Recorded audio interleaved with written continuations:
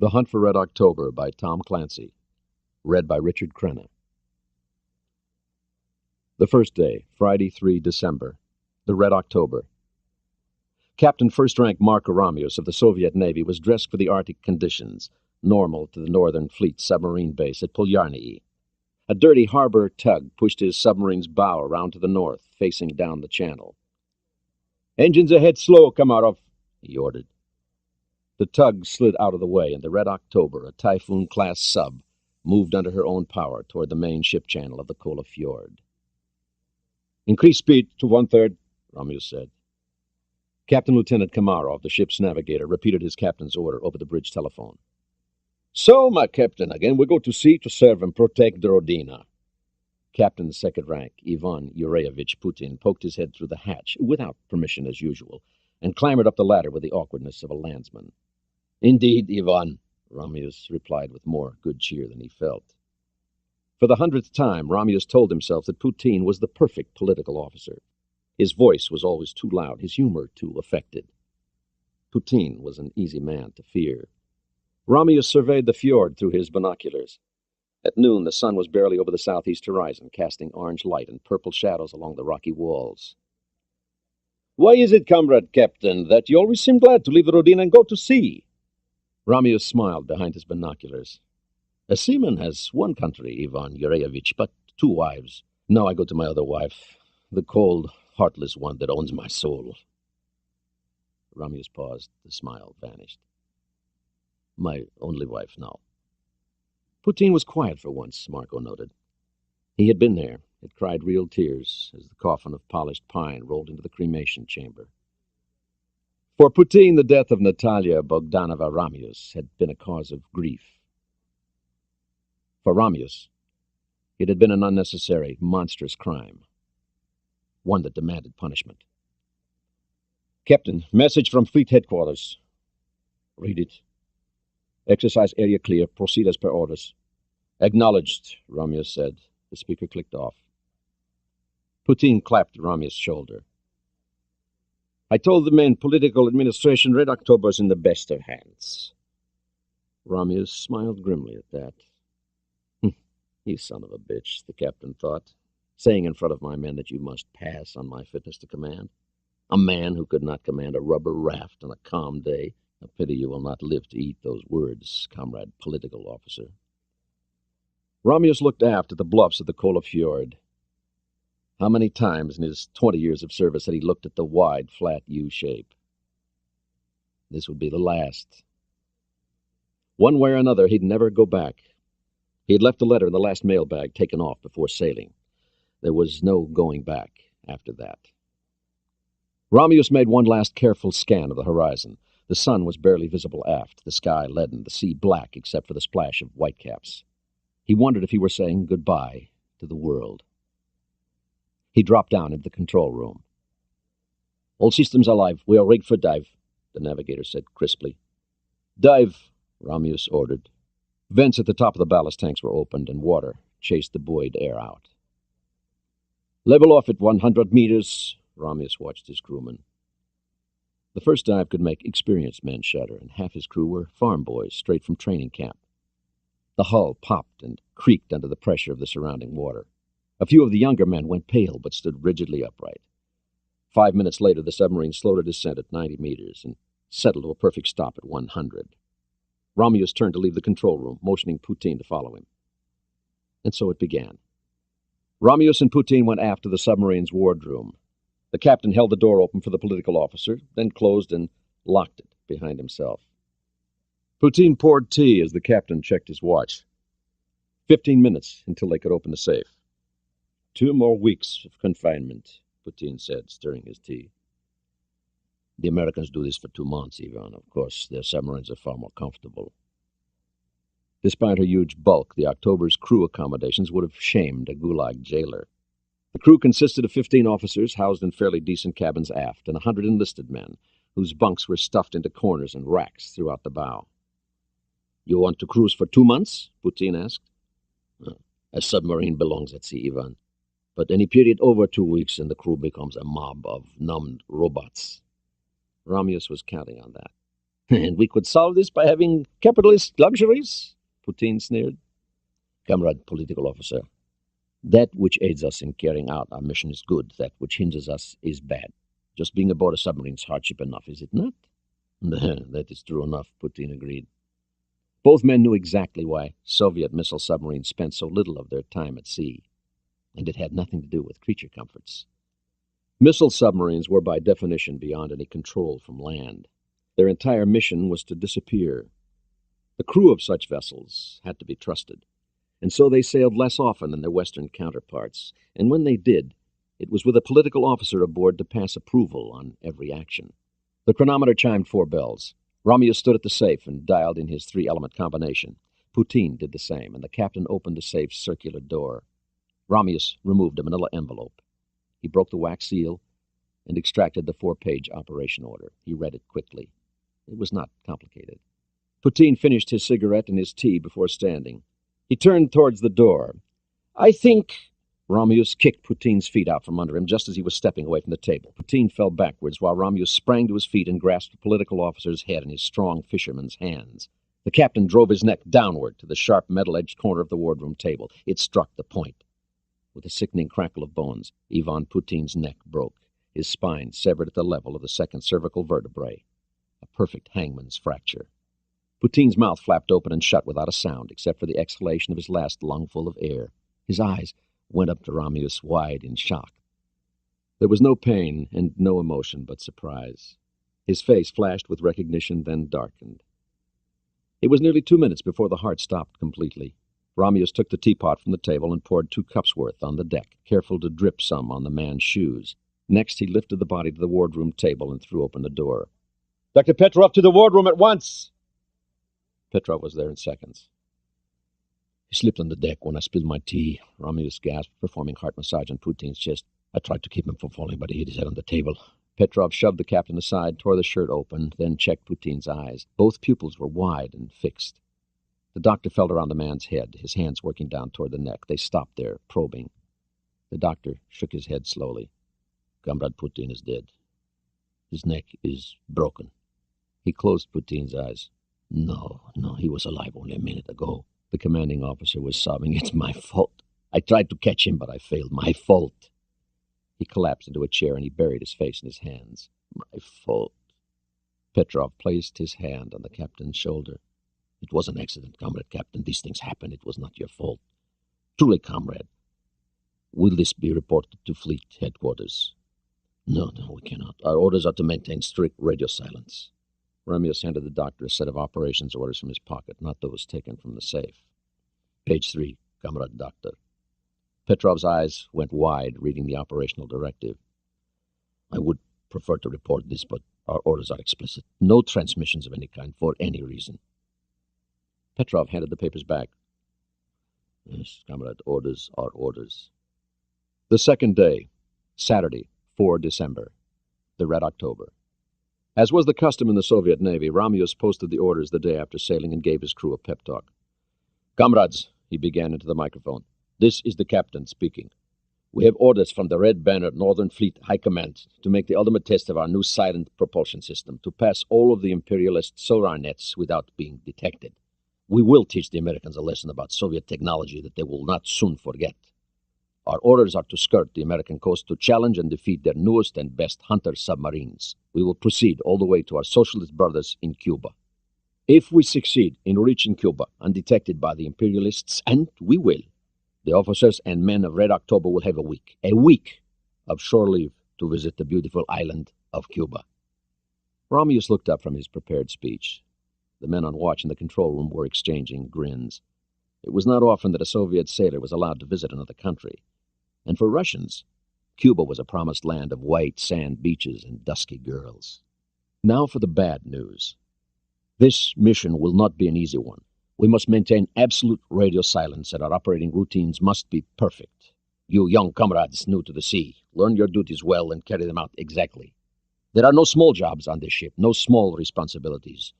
Do your duty, follow your orders, and when we have completed this voyage, you will be true Soviet sailors. That is all. Comrade Captain, said Captain Second Rank Vasily Borodin, who had the watch. Shall we engage the Caterpillar? Proceed, Comrade. Engines all stop, Borodin ordered. All stop. The dull rumble of the engines died away. Borodin picked up the phone for engineering. Comrade Chief Engineer, prepare to engage the Caterpillar. Caterpillar was a nickname for the new silent drive system. Ready, Comrade Borodin, the chief engineer reported back in a moment. Open doors fore and aft, Borodin ordered next. Doors open, Comrade. Engage Caterpillar. Build speed slowly to 13 knots. Build slowly to 13 knots, Comrade, the engineer acknowledged. The hull now had a new sound. The engine noises were lower and very different from what they had been. The reactor plant noises, mainly from pumps that circulated the cooling water, were almost imperceptible. The Caterpillar did not use a great deal of power for what it did. Caterpillar functioning normally, Comrade Captain, Borodin reported. Excellent, Ramius replied. The VK Konovalov. The Soviet submarine VK Konovalov was drifting back and forth, waiting for the Red October to arrive for the beginning of exercise October Frost. Captain Second Rank Viktor Alexeyevich Tupolev paced slowly around the control room of his small, fast attack sub. He had served with Ramius, the schoolmaster, for 2 good years, and while he found his former commander to be something of a cynic, especially about the party, he would unhesitatingly testify to Ramius's skill and craftiness. And the Red October had the Caterpillar. It would be a bastard to detect. Tupolev planned to mimic the American tactic of drifting slowly, with just enough speed to maintain steerage, perfectly quiet, and waiting for the Red October to cross his path. No attack submarine commander had ever embarrassed Ramius. He was determined to be the first. The third day, Sunday, 5 December, the Red October. Ramius entered the control room in mid-morning. Lieutenant Ivanov, he said to the junior officer of the watch, I will be calling a meeting of the senior officers in the wardroom. You will now be the officer of the watch. Any questions? No, Comrade Captain. Ivanov was standing at rigid attention. Good. Ramius smiled and walked briskly to the wardroom to join his waiting brother officers. Each officer in this room was a member of his conspiracy. All were single. No one had left behind a wife or children. All were party members in good standing, and each one shared with his comrades a deep-seated dissatisfaction with, in some cases a hatred of, the Soviet government. The planning had begun soon after the death of Ramius's wife, Natalia, when his rage had burst forth with a violence and passion that he had struggled to contain. A lifetime of self-control had enabled him to conceal it, and a lifetime of naval training had enabled him to choose a purpose worthy of it. Even before he began school, Ramius heard tales from other children about what his dedicated Stalinist father had done in Lithuania in 1940. Marco was deeply ashamed to be the son of a communist butcher. The grandmother who raised him after his mother died kept to the old ways, going to Mass every day. Marco remembered her wonderful bedtime stories, religious stories. When his father resumed control of Ramius' life, this religious education faded into memory, neither fully remembered nor fully forgotten. Thus Marco grew up with his own idea about right and wrong, an idea he did not share with the state. It was something he was careful to conceal. It served as an anchor for his soul, and like an anchor it was hidden far below the visible surface. Although outwardly he was the model Soviet child, inwardly he decided that he had to find the answers for himself. At the Higher Naval School for Underwater Navigation, the principal submarine school of the Soviet Union, he was first in his class in every subject, in every year. When construction began on the first class of Soviet nuclear-powered submarines, Marco learned how the steel sharks were designed and built. He became an expert in nuclear engineering. He was given command of a new Charlie I class sub and sent out to challenge the Americans and the British. The American submariners were legendary for their craftiness, and Ramius gradually learned to play the game by American rules. He became a test pilot of submarines. Marco Ramius, now a captain first rank, would take out the first ship of every submarine class, to write the book on its strengths and weaknesses, to develop operational routines and training guidelines. His career was one uninterrupted story of achievement. Then his wife died.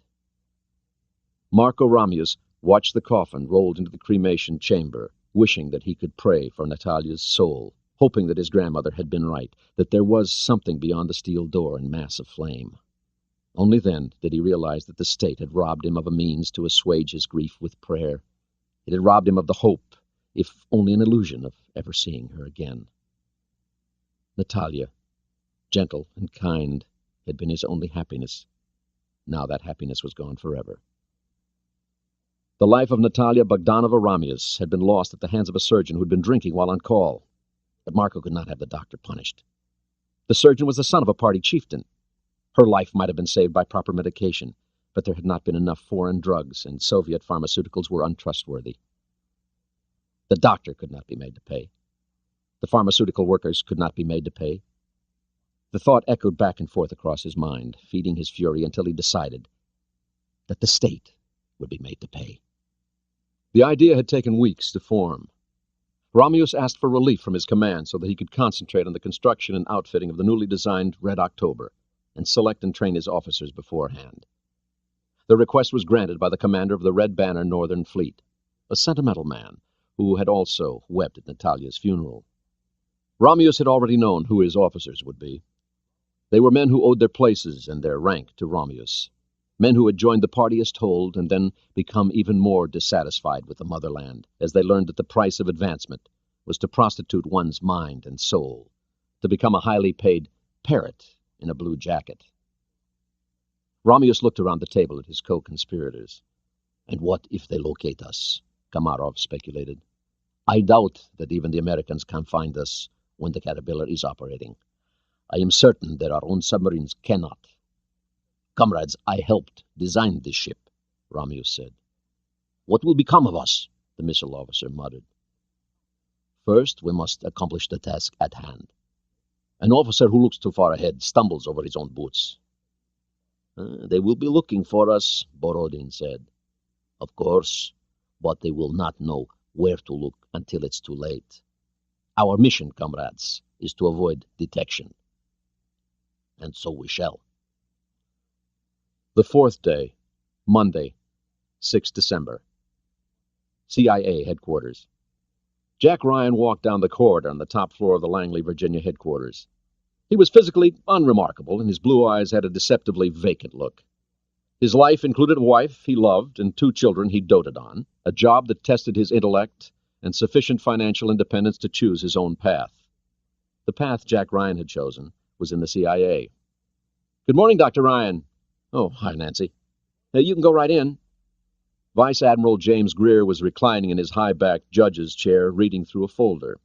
His oversized mahogany desk was covered with neat piles of folders whose edges were bordered with red tape and whose covers bore various code words. "Hi, Jack," he called across the room. "Coffee?" Yes, thank you, sir."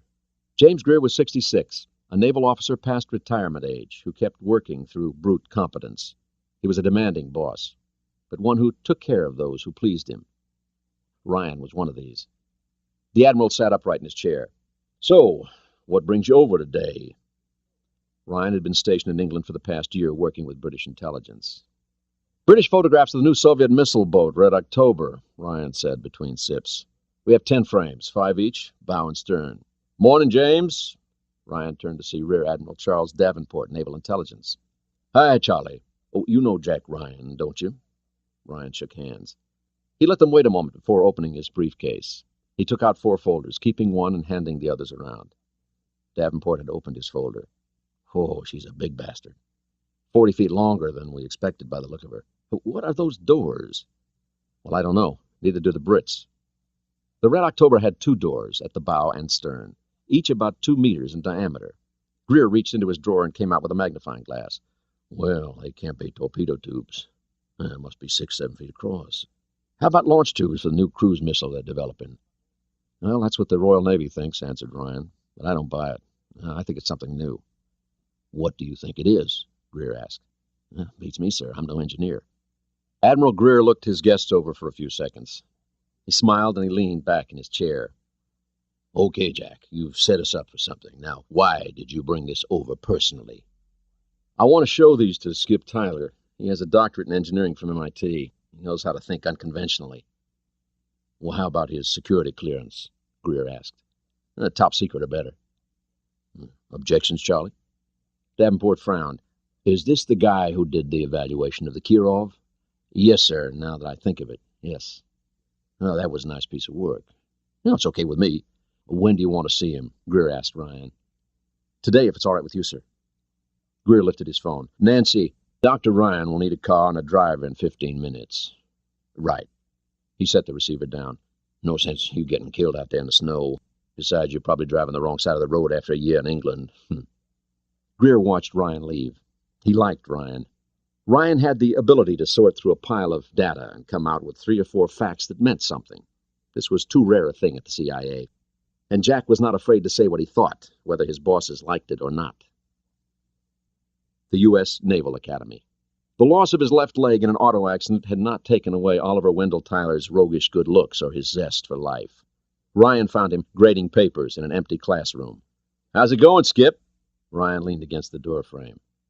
Jack, I thought you were in England. His own phrase. Tyler jumped to his foot and hobbled over to grab Ryan's hand. His handshake could make a gorilla wince.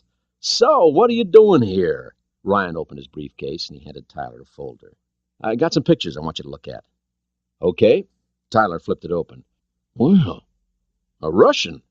Big bastard. Lots of modifications. You never saw these pictures, Skip. Understood? Huh, right. Tyler's eyes twinkled. What do you want me, not to look at them for? Ryan pulled the blow-ups from the back of the folder. These doors. Bow and stern. Uh-huh. Tyler set them down side by side. Pretty big. They're 2 meters or so, paired fore and aft.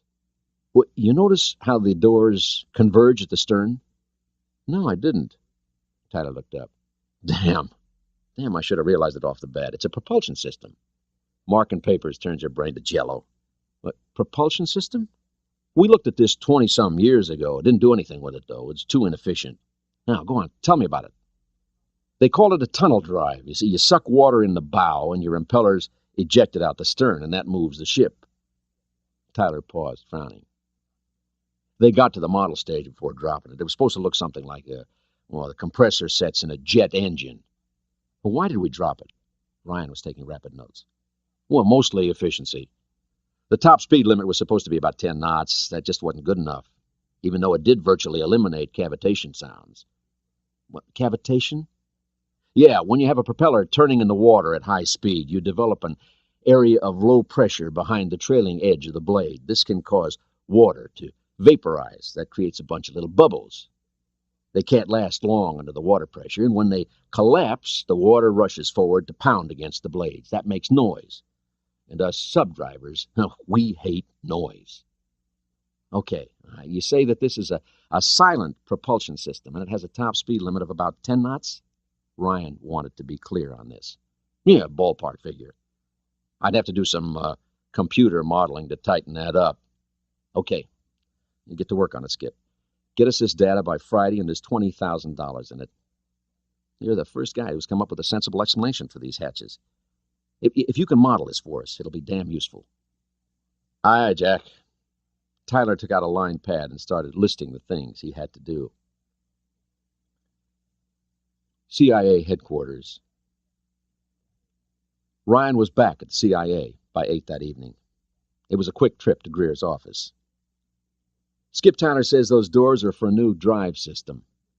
Indeed, Greer sat back. Well, tell me about it. Ryan took out his notes and summarized his education in submarine technology. Skip says he can generate a computer simulation of its effectiveness, he concluded. Greer's eyebrows went up. Okay. All right, the Soviets have a new missile boat with a silent drive system. Now, what does it all mean? Well, nothing good. We depend on our ability to track their boomers with our attack boats. This could change the game a bit. So, if this silent drive system really works, they might be able to creep up onto the continental shelf. Depressed trajectory shot, Ryan said. This was one of the nastier nuclear war scenarios, in which a sea-based missile might be launched to explode over Washington in less than 5 minutes' time. Too little for a president to react. If the Soviets were able to kill the president that quickly, the resulting disruption of the chain of command would give them ample time to take out the land-based missiles. There would be no one with authority to fire. You think October was built with that in mind? Well, I'm sure the thought occurred to them. The 5th day, Tuesday, 7 December. Moscow. Admiral Yuri Ilyich Podorin was chief political officer of the Soviet Navy. His job was men, not ships. It was a Tuesday morning, and Podorin had a pile of mail waiting on his desk. Near the bottom of the pile was an official-looking envelope from the Red October. Podorin forgot the cigarette smoldering in his ashtray as he reached the bottom of the first page. He started to read it again. His hands began to shake. He phoned Admiral Gorshkov. "Comrade Admiral, this is Podorin. I must see you in person immediately. I have a situation here." There was no way he'd discuss this over the phone. He knew it was tapped. The USS Dallas. Sonar man Second Class Ronald Jones, his division officer noted, was in his usual trance. The young college dropout was hunched over his instrument table, body limped, eyes closed, face locked into the same neutral expression he wore when listening to one of the many Bach tapes on his expensive personal cassette player. Jones categorized his tapes by their flaws: a ragged piano tempo, a botched flute, a wavering French horn. He listened to sea sounds with the same discriminating intensity. Jones' IQ was 158, the highest on the boat by a fair margin. He had a placid face and sad brown eyes that women found irresistible. The SS Dallas, a 688 class attack submarine, was 40 miles from the coast of Iceland, approaching the entrance to the passage the U.S. Navy was now calling Red Route 1. Jones' trance lasted 10 minutes, longer than usual. He ordinarily had a contact figured out in far less time. "I got something, Mr. Thompson." "What is it?" Lieutenant Thompson leaned against the bulkhead. "I don't know." Jones picked up the spare set of phones and handed them to his officer. "Listen up, sir." Thompson's eyes screwed shut as he concentrated on the sound. It was a very faint, low-frequency rumble, or swish. He couldn't decide. He listened for several minutes before setting the headphones down. Then he shook his head. "I got it half-hour ago. I lost it, I got it back, I lost it, and I got it back. I mean, it's not screw sounds. It's not whales or fish. It's more like water going through a pipe, except for that funny rumble that comes and goes. Anyway, the bearing's about 250. That puts it between us and Iceland, so it can't be too far away." Commander Mancuso came in just then, the usual mug of coffee in his hand. If there was one frightening thing about the captain, Thompson thought, it was his talent for showing up when something was going on. Did he have the whole boat wired? "I'm just wandering by," he said casually. "Well, what's happening this fine day?" "Oh, Skipper," Jones picked up a funny signal. "The computer says it's magma displacement." And Jonesy doesn't agree with that. Mancuso didn't have to make it a question. "Okay, what do you think?" "Well, I don't know, Captain. It isn't screw sounds, and it isn't any naturally produced sound I've ever heard of. Beyond that," Jones was struck by the informality of the discussion with his commanding officer, even after 3 years on nuclear subs. The important thing was, if you had something to say, the captain would listen to you. To Jones, this counted for a lot. Mancuso nodded thoughtfully. "Well, keep at it. No sense letting all this expensive gear go to waste." "Christ!" A junior technician bolted upright in his chair. "Somebody just stomped on the gas." "Damn!" Jones shook his head. Victor class for sure. Doing turns for 30 knots. Big burst of cavitation noise. Oh, yeah, he's digging big holes in the water, and he doesn't care who knows it. Bearing 050, Skipper. We got good water around us. The signal's real faint. He's not close." He went back to working his controls. "I think we know this guy. This is the one with a bent blade on his screw. Sounds like he's got a chain wrapped around it." "Put it on speaker," Mancuso told Thompson. As Jones worked on the sound controls, they heard the whining chirp of propeller cavitation, the thin screech associated with the bent propeller blade, and the deepening rumble of a Victor's reactor plant at full power. The next thing Mancuso heard was the printer. "Victor 1 class, number 6, Thompson announced. "Right," Jones nodded. "Vic 6. Bearing still 050. "Oh, wait a minute. Jones' hand went up. "Got another one." He twiddled some knobs. "This one's a Charlie class." "Well, damned if he ain't digging holes, too. We know this guy, too. Yeah, Charlie 2, number 11. Jones slipped the phone off one ear and looked at Mancuso. "Skipper, the Ruskies have sub-races scheduled for today?" "Not that they told me about." course, we don't get the sports page out here. Mancuso chuckled, swirling the coffee around in his cup and hiding his real thought. What the hell was going on? I suppose I'll go forward and take a look at this. Good work, guys. He went a few steps forward into the attack center. So, we have company, Lieutenant Pat Mannion observed.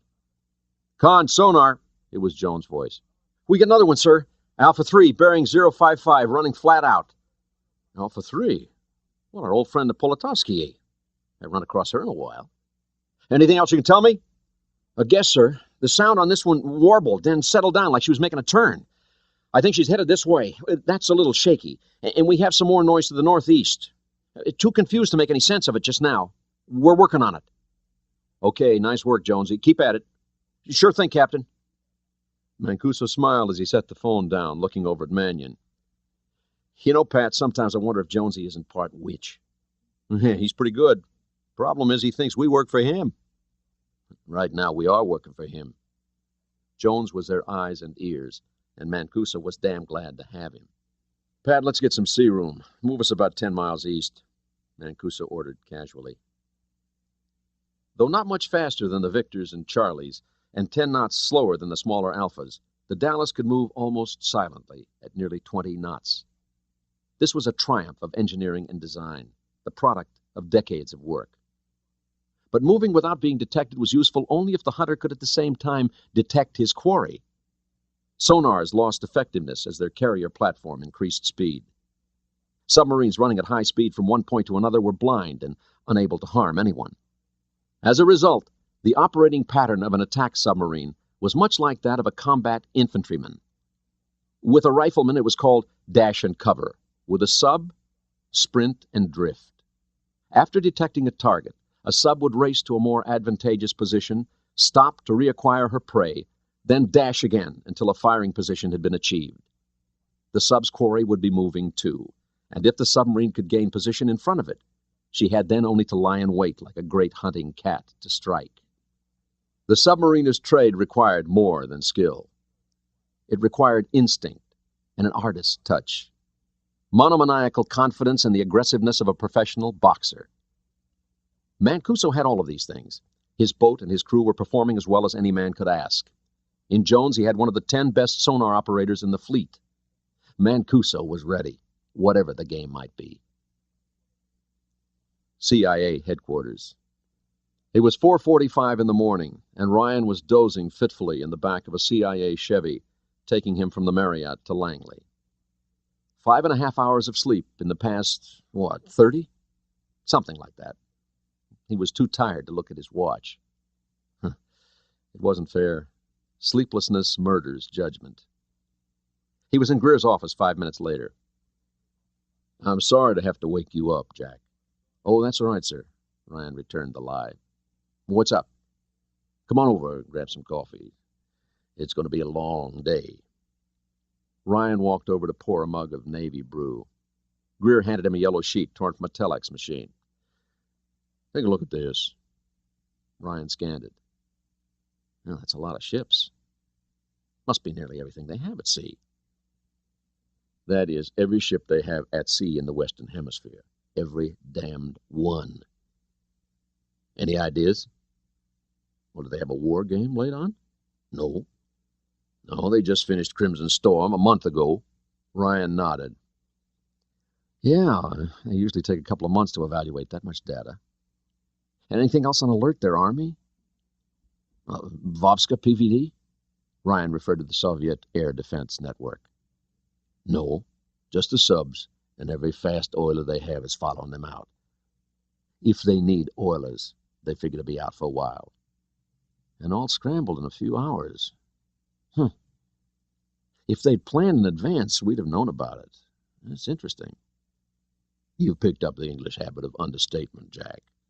Greer stood up to stretch. I want you to stay over an extra day. Okay, sir. He looked at his watch. You mind if I phone the wife? I don't want her to drive out to the airport for a plane I'm not on. Sure. If this is just a drill, you can be home tomorrow. The 6th day, Wednesday, 8 December. CIA headquarters. The office of the Director of Central Intelligence, Judge Arthur Moore, and Admiral Greer were sitting on a sofa near the picture windows. Greer waved Ryan over and passed him a folder. The folder had a simple white paper label bearing the legends, Eyes Only and Willow. "It's all right, Jack," Greer said. "You've just been cleared for Willow." Ryan sat back and, despite his excitement, began to read the document slowly and carefully. It was from an agent whose code name was Cardinal, the highest-ranking agent in place the CIA had ever had. He was the stuff that legends are made of.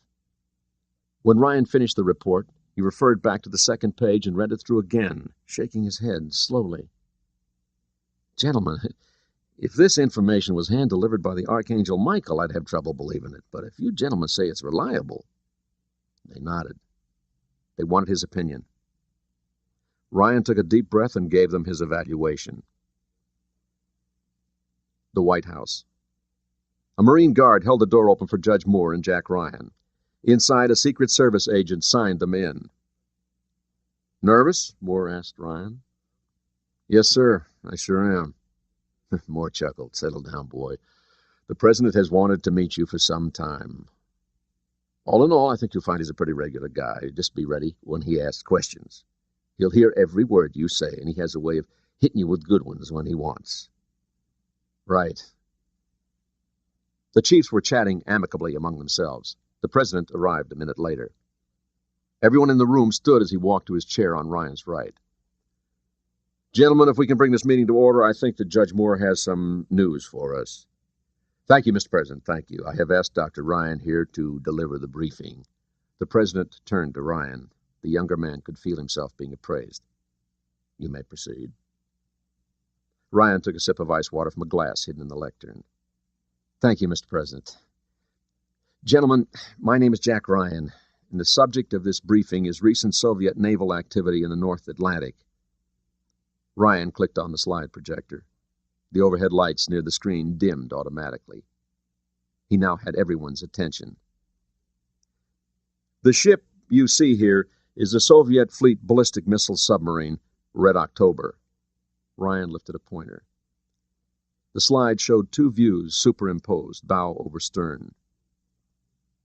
"Please note the doors here at the bow and here at the stern. We think these doors are the intake and exhaust vents for a new silent propulsion system."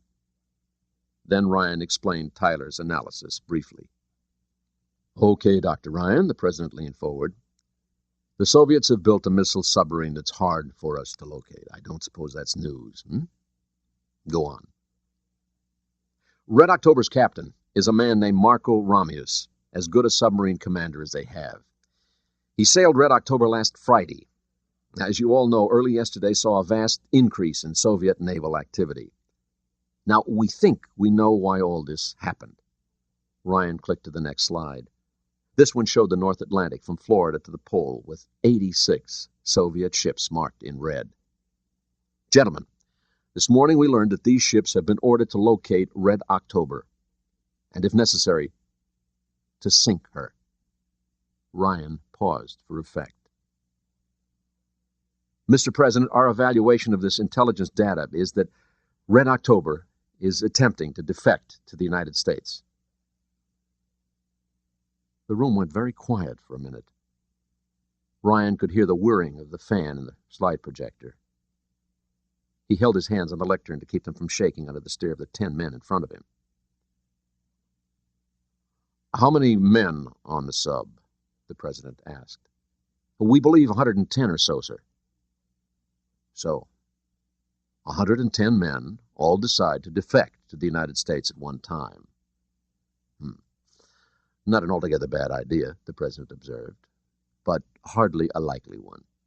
Ryan was ready for that. "Mr. President, most mutinies are led by officers, not enlisted men. What if just the officers are doing this?" "And the rest of the crew is going along with them?" asked Dr. Jeffrey Pelt, the National Security Advisor. "Knowing what would happen to them and their families?" Admiral Foster puffed a few times on his cigar. "Ever been on a submarine, Dr. Pelt? You can't see a whole lot. If the officers are doing this, how will the crew know what's going on?" The President turned to Ryan. "Dr. Ryan, Let's assume your scenario is possible. What does the CIA think we ought to do about it? Ryan didn't even look at Judge Moore. We grab her, sir. Just like that. Ramius could surface off the Virginia Capes in a day or two and request political asylum. In my opinion, we should welcome him with open arms. Ryan saw nods from all the chiefs. There was silence for a moment. Are you getting confirmation of this information, Judge? The President asked. Yes, sir. Yes, sir. We are working on that. Good. The President was sitting straight, and Ryan noted his voice became crisper. We have to react to this, whatever they're really up to. Gentlemen, the Soviet Navy is heading for our coast. Mr. President, let's assume for the moment that Dr. Ryan's analysis is correct, said Pelt. I don't see what we can do about it. We can't exactly steal a Russian missile sub. Why not? Foster demanded. Well, an aircraft with a crew of 1 or 2 is one thing, Admiral. A nuclear-powered submarine with 26 rockets and a crew of over 100 is something else, said Pelt. So you're saying if the thing comes sailing into Norfolk, Hilton joined in, we give it back? Christ, man! It carries 200 warheads. They just might use those goddamn things against us someday. Ryan saw the President smile. Judge, what are the legal ramifications? Well, I hardly think we need to attach legal folderol to a situation involving nuclear weapons, Admiral Foster said. We might, Admiral, the President mused. I think we are agreed that not all the crew is likely to be in on this. If so, those not party to it will want to return home after it's all over, and we'll have to let them go, won't we? Have to? General Maxwell was doodling on a pad. Have to?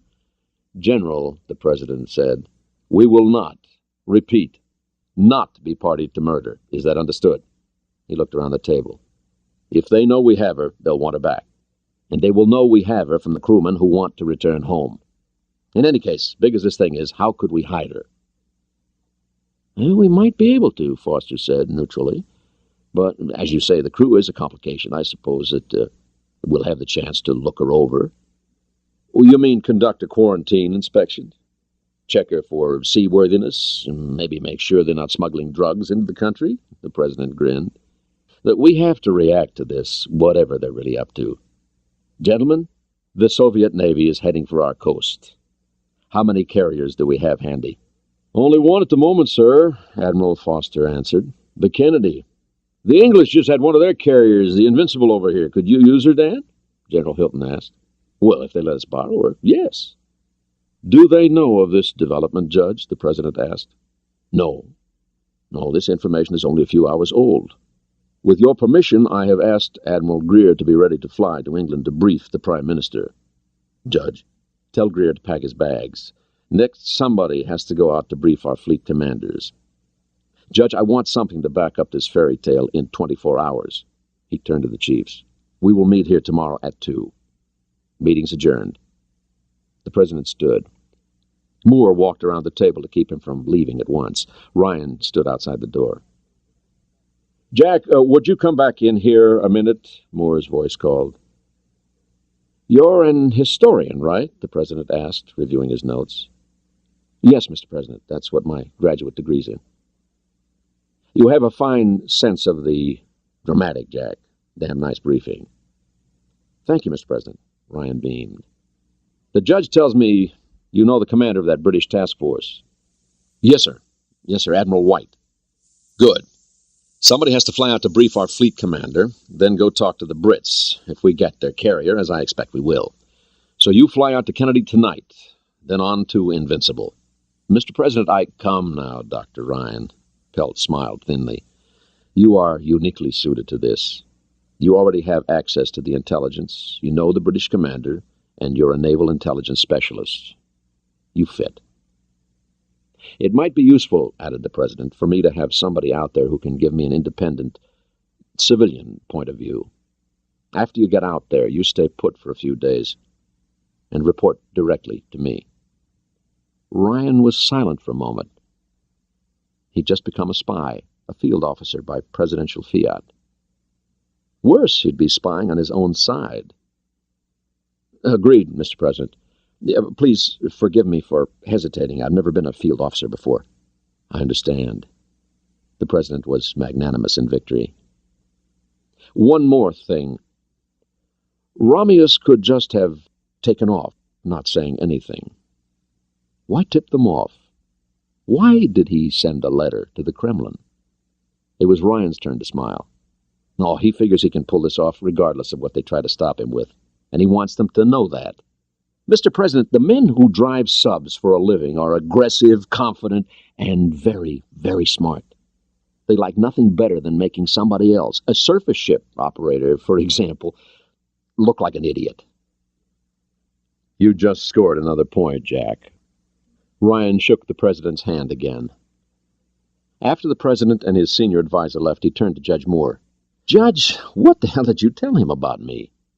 Only the truth, Jack. The 7th day, Thursday, 9 December, the North Atlantic. When Samuel Johnson compared sailing in a ship to being in jail with a chance of being drowned, at least he had the consolation of traveling to his ship in a safe carriage, Ryan thought. Now he was going to sea, and before he got to his ship, Ryan stood the chance of being smashed to red pulp in a plane crash. A thin aluminum skin separated him from a 200-knot wind that shrieked in time with twin-turbine engines.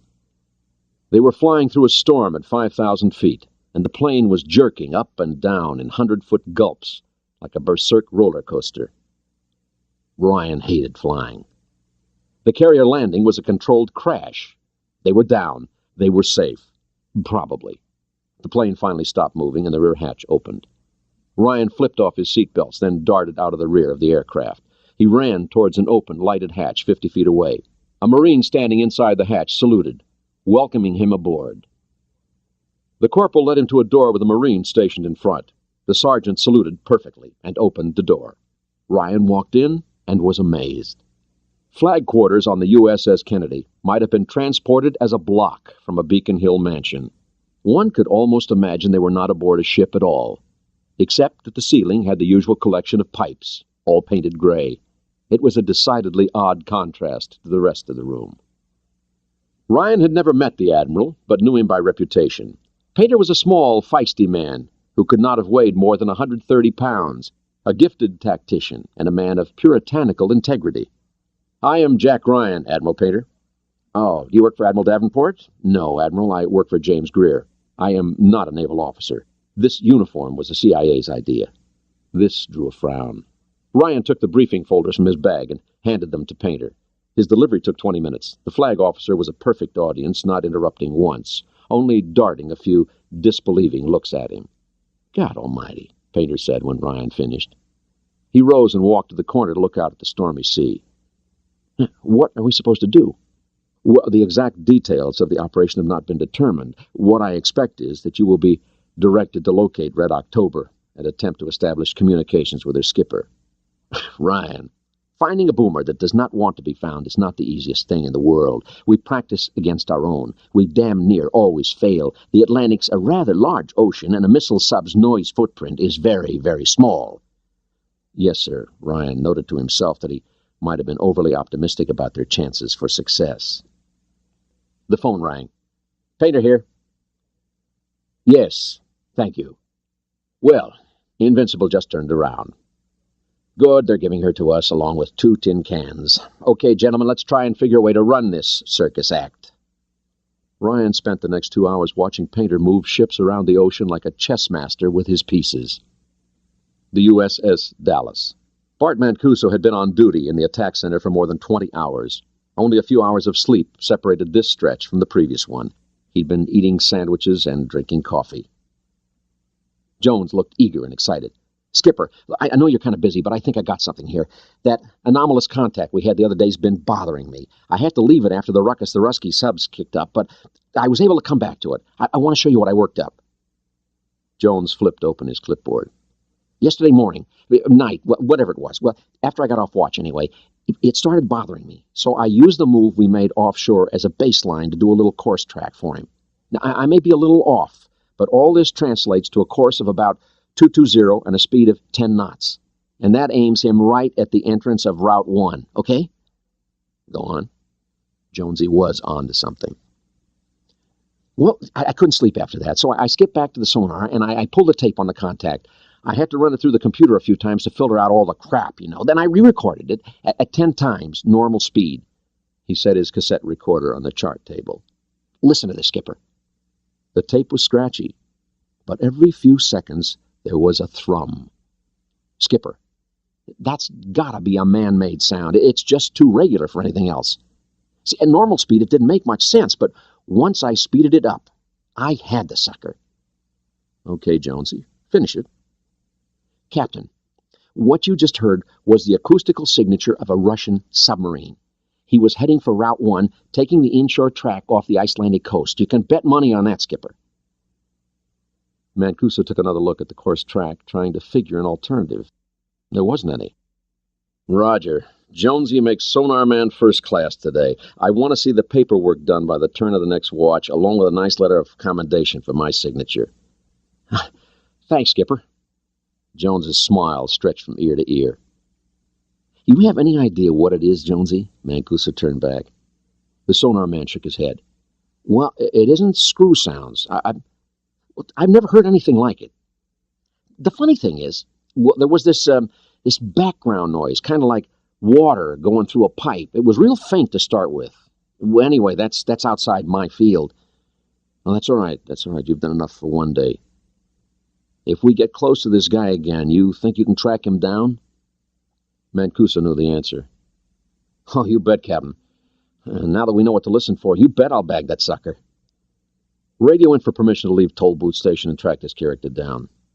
But Josie, get some rest. It'll be a long, tough hunt. No sweat, Captain. We'll get him for you. Dismissed, Jonesy. Nice work. Pleasure, Captain. Pat, get us up to periscope depth. We're going to call this one into Norfolk right away. Com subland operations, Norfolk. A bell went off in the operations room as the flash dispatch on the USS Dallas came up on the hot printer. Mancuso reported sonar contact with a Russian sub suspected to be using a new drive system and requested permission to pursue the sub and investigate, permission which Admiral Vincent Gallery granted immediately. The V.K. Konovalov. 200 miles northeast of the Dallas, the Konovalov was racing southwest at 41 knots. Captain Tupolev sat alone in the wardroom, rereading the dispatch he'd received 2 days before. His emotions alternated between rage and grief. The schoolmaster had done it. He was dumbfounded. But what was he to do? Tupolev's orders were explicit. The more so since, as his political officer had pointed out, he was a former pupil of the traitor Ramius. He, too, could find himself in a very bad position. I have to kill a friend, he thought. Friend? Yes, he admitted to himself. Marco had been a good friend and a fine teacher. Where had he gone wrong? Natalia Bogdanova. Yes, that had to be it. Oh, a big stink the way that had happened. But nothing was sufficient to justify this madness. Tupolev would get ahead of Marco and wait. Marco would try to slink past, and the Konovalov would be there, and the Red October would die. The Invincible. Vice Admiral John White led Ryan aft through a short passageway and left into a small compartment. It was surprisingly austere, considering that the English liked their comforts and that White was a peer. I have a message for you. White pulled a slip of paper from his pocket and handed it over. Greer to Ryan, Willow confirmed, Ryan read. Jack tucked it into his pocket. This is good news, sir. A steward arrived with a plate full of sandwiches. So, what's the flap? Admiral, I can tell this to you and 3 other officers. This is very hot stuff, sir. Hot enough to turn my little fleet around. White lifted the phone and ordered 3 of his officers to the cabin. They arrived together, 2 carrying folding metal chairs. Captain Costas, Captain Hunter, and Commander Barclay. They are respectively Invincible's commanding officer, operations officer, and intelligence officer. Ryan passed out his 2 remaining briefing folders and talked from memory. Gentlemen, he concluded, I must insist that this information be kept strictly confidential. For the moment, no one outside this room may learn it. And our mission? White was holding the photographs. For the moment, our mission is to locate Red October. After that, we're not sure. I imagine just locating her will be hard enough. The question is, can we do it? If this intelligence is correct, I'd say we have a good chance. We have a good deal of ASW arrayed to locate her, and she will be heading towards one of only a few discrete locations. Why isn't Romeus coming on faster? Ryan asked. That's the one thing I can't figure. Once he clears the sonar lines off Iceland, he's clear into the deep basin, so why not crack his throttles wide open and race for our coast? Barclay answered. Well, Romeus probably doesn't know where their attack submarines are, not all of them. He'd run the off chance of blundering into a stray victor and being sunk. Romeus is in the trade of stealth, and he'd likely stick to what he knows, Barclay concluded. Fortunately or unfortunately, he's jolly good at it. The Admiral smiled. Barclay, I want to see your evaluation of what Romeus will do. Assume he's still the clever bastard we've come to know and love. Aye, aye, sir. Barclay stood with the others. Jack, you look exhausted. Get some sleep. There's a cot in the locker over there. If anything comes in for you, we'll get you up. That's kind of you, sir. Admiral White was a good guy. In 10 minutes, Ryan was on the cot and asleep. The Red October. Every 2 days, Borodin collected the crew's radiation badges. When he was finished, he took the badges to the ship's medical office. Comrade Petrov, I have a gift for you. Borodin set the leather bag on the physician's desk. Good, the doctor smiled at the executive officer. The developing process was cookbook simple. When the timer dinged, Petrov lifted the rack and held it up against the X-ray reading plate. Nichevo, Petrov breathed. He had to think his badge was fogged all the way to segment 4. The engine room crewmen were fogged to segment 5, and the torpedo men, who spent all their time forward, showed contamination only in segment 1. Son of a bitch. Petrov picked up the phone. Captain Romeus, Petrov here. Could you come aft to my office, please? On the way, comrade doctor. Romeus took his time. He knew what the call was about. The day before they sailed, Borodin had contaminated all the badges with the X-ray machine. Yes, Petrov. Romeus closed the door behind him. Petrov handed the badges to the captain. Look here. Romeus held them up to the light. He frowned. Who knows of this? You and I, comrade captain. You will tell no one. No one. Romeus paused. Any chance that you have made an error? Petrov shook his head emphatically. No, comrade captain. Very well. What we have here, comrade doctor, is a possible minor, Petrov, leak in the reactor spaces. This has happened before, and no one has ever died from it. The leak will be found and fixed. We will keep this little secret. There is no reason to get the men excited. Petrov nodded. Chief Engineer Melikin cleared the reactor compartment before beginning the check for the leak.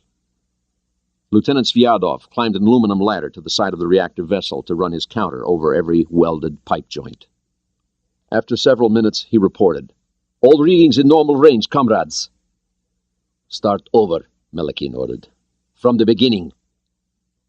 20 minutes later, Sviardov made an identical report. Have a cigarette, Romeus suggested.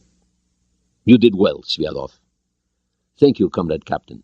The lieutenant handed the counter to Melikin. The lower dial showed a cumulative count well within the safe range. Probably some contaminated badges, the chief engineer commented. It would not be the first time. The more complex piping in the generator room required a full 50 minutes to check. Readings all safe again, comrades. Entirely safe, the captain read off the cumulative dial on the Geiger counter. You get more exposure tending a garden. Do you really want to recheck the piping? Melikin asked. I think we should, Romeus said. Sviardov swore to himself, looking down at the deck. An hour later, the second check had been completed. Everything was normal. Melikin ordered the reactor plant restarted. The enlisted men filed back to their duty stations, looking at one another. More than one engine attendant fingered his radiation badge and checked his wristwatch to see how long it would be before he went off duty. The 8th day, Friday, 10 December, CIA headquarters. Skip Tyler found Admiral Greer sitting in front of his office fireplace. He unlocked his briefcase. "Sir, I ran the performance model for this Russian sub. She'll do 7 to 18 knots. The best bet is 10 to 12. With that speed range, you can figure a radiating noise level about the same as that of a Yankee, doing 6 knots. But the character of the noise will be different from what we're used to. A wholly new acoustical signature. Add to that the lower signal intensity, and you have a boat that'll be harder to detect than anything they have at this time." So that's what all this says. Greer rifled through the pages. "Yes, sir. May I ask a question, sir?" "Well, you can try." Greer leaned back, rubbing his eyes. "Red October's going to defect, isn't she?" "Where'd you get this information?" Greer snapped. "Admiral, I used to wear the blue suit. Most of my friends still do. I hear things." Greer sighed. "Commander, if you tell this to anyone, I'll have your other leg mounted over top that fireplace. Do you understand?" Aye, sir." "What are we going to do with her?" Tyler smiled to himself. He'd sure as hell like a chance to look at a for-real Russian submarine. "Give her back. After we've had a chance to look her over, of course." It took Skip a moment to grasp what he'd just been told. Give her back? Why, for Christ's sake? This is not like holding onto a stray fighter plane. The boat is worth $1 billion. Legally, the president says it's their property. So when they find out that we have her, they'll ask for her back, and we'll have to give her back. But we'll have a week or so to conduct safety and quarantine inspections to make sure they weren't trying to smuggle cocaine into the country. The Admiral laughed. "Better to keep her and run her and take her apart," Tyler said quietly, staring into the orange-white flames on the oak logs. How could we keep her, he wondered. An idea began to rattle around in his head. "Admiral, what if we could get the crew off without them knowing that we have the submarine?" Greer looked into the engineer's face. "What do you have in mind?" While Tyler explained, Greer listened intently. Greer rose and walked around the couch a few times to get his circulation going. Interesting. The timing would be almost impossible, though. I didn't say it would be easy, sir, just that we could do it. The 9th day, Saturday, 11 December. The Pentagon. "You must be Skip Tyler." General Ed Harris looked up from a large chart table as Dr. Tyler walked in. "And you're going to tell us how we can hold on to that maverick Russian sub?" "Yes, sir." "Huh? Well, tell me about it." Harris listened to the younger man for 5 minutes, sipping his coffee and devouring a couple of jelly donuts. "Oh, son of a gun," he observed when Tyler finished. "I like it." The Joint Chiefs arrived 3 minutes later. Tyler had never seen so many stars in one room. "You wanted to see all of us, Eddie?" Hilton asked. "Yes, General. This is Dr. Skip Tyler." Admiral Foster came over first to take his hand. "Yeah, you got us that performance data on Red October that we were just briefed on. It's good work, Commander." "Dr. Tyler thinks we should hold on to her if we get her," Harris said deadpan. "And he thinks he has a way we can do it." Tyler explained. It took 10 minutes since he had to answer questions and use the chart to diagram time and space constraints. When he was finished, General Barnes was at the phone, calling the commander of the Military Airlift Command. Foster left the room to call Norfolk, and Hilton was on his way to the White House. The Red October. Except for those on watch, every officer was in the wardroom. Again, the door was locked. "Comrades," Petrov reported, "the second set of badges was contaminated, worse than the first." Romeus noted that Petrov was rattled. He had chosen his ship's doctor well. "Regulations require that I report this." "Your adherence to the rules is noted, Comrade Doctor," Romeus said. "And now, regulations stipulate that we make yet another check. Malekin, I want you and Borodin to do it personally. First, check the radiation instruments themselves. If they're working properly, we will be certain the badges are defective or have been tampered with." All officers were back in the wardroom half an hour later. Passing crewmen noticed this, and already the whispering started. "Comrades," Melikian announced, "we have a major problem." On the table was a Geiger counter stripped into a score of small parts. Next to it was a radiation detector taken off the reactor room bulkhead, its inspection cover removed. "Sabotage," Melikian hissed. It was a word fearsome enough to make any Soviet citizen shudder. The room went deathly still. "I believe that an imperialist agent has sabotaged our ship. First, he disabled our radiation monitor instruments. Then he probably arranged a low-level leak in our hot piping. It would appear, comrades, that Comrade Petrov was correct. We may have a leak." "Comrades," said Petrov, "these are not lethal doses. We do face a serious problem here, but it's not a life-threatening emergency." "Melikian," the captain asked, "it is my engine plant and my responsibility. Borodin will assist me. We will personally repair these and conduct a thorough investigation of all reactor systems.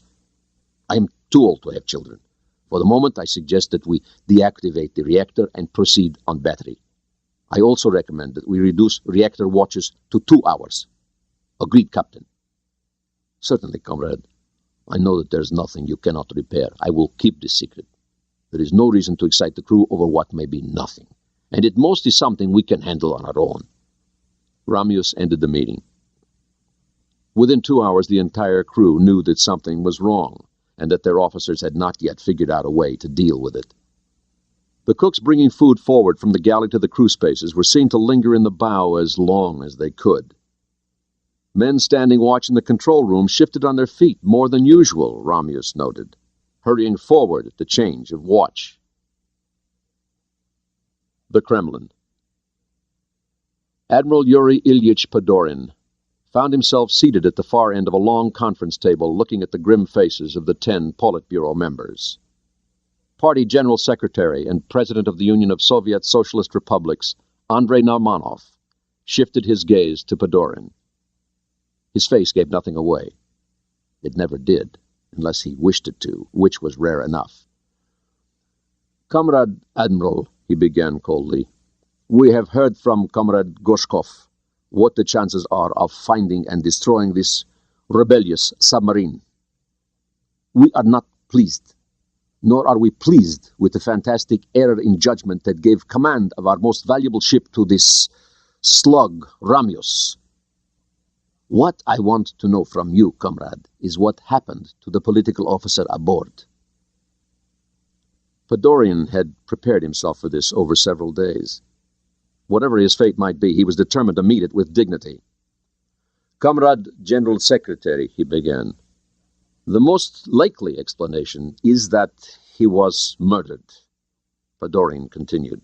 "He alone of the officers left behind a wife and family." Mikhail Alexandreov, the party theoretician, inquired, "Now that we are in this mess, how do we get out of it?" Padorin took a deep breath.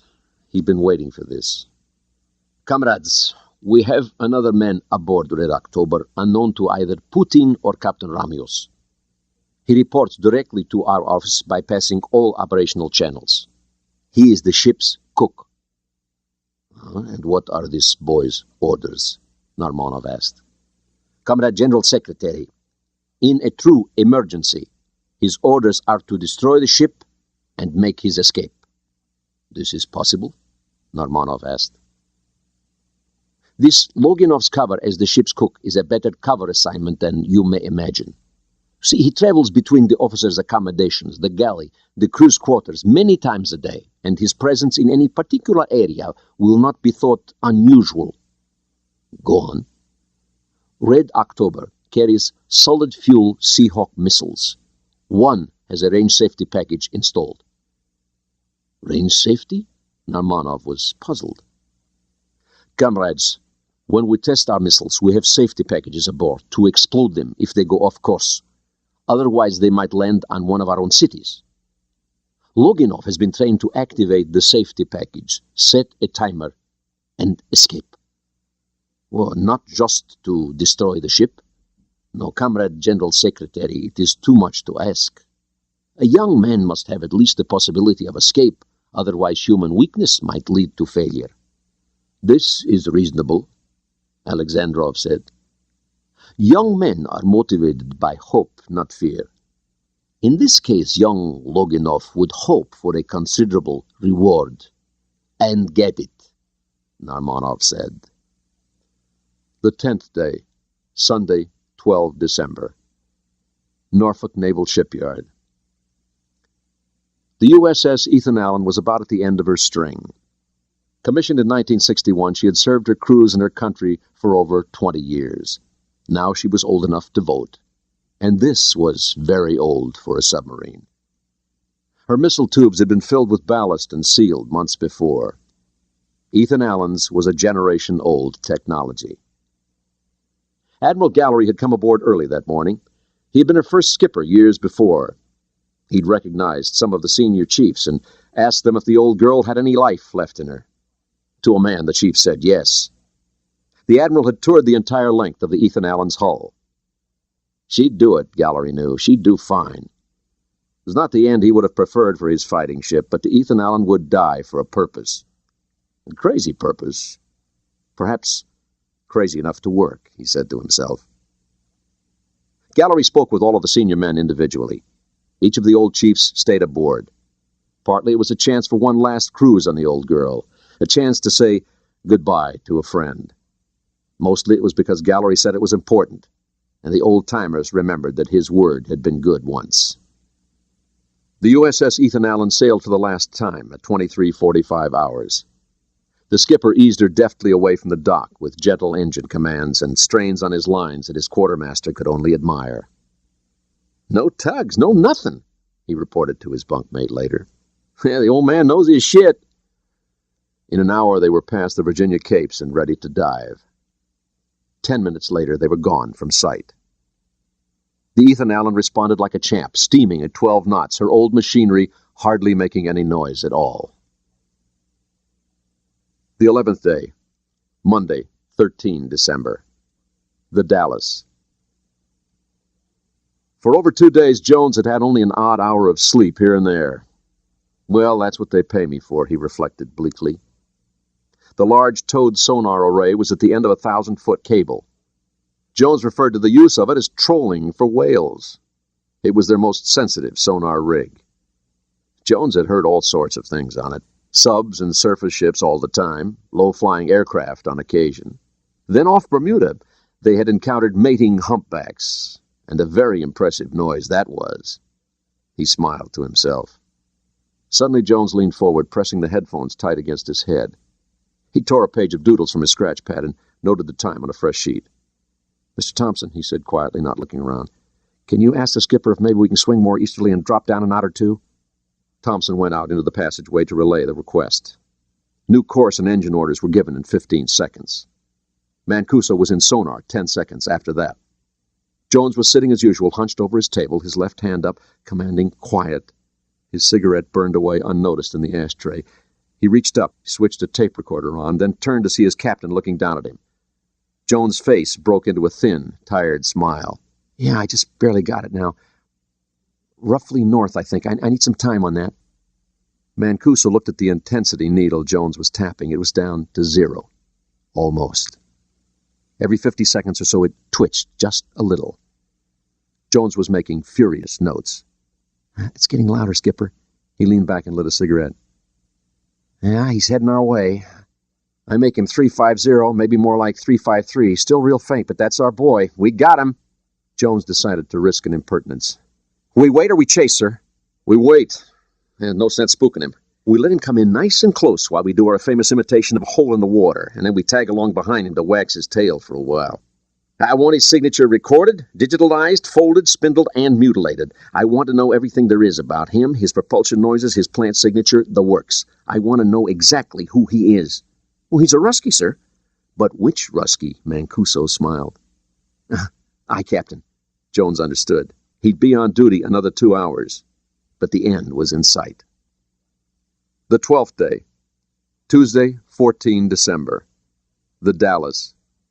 "Crazy Ivan!" Jones shouted loudly enough to be heard in the attack center. "Turning to starboard!" "All stop," Mancuso ordered quickly. "Rig ship for ultra quiet."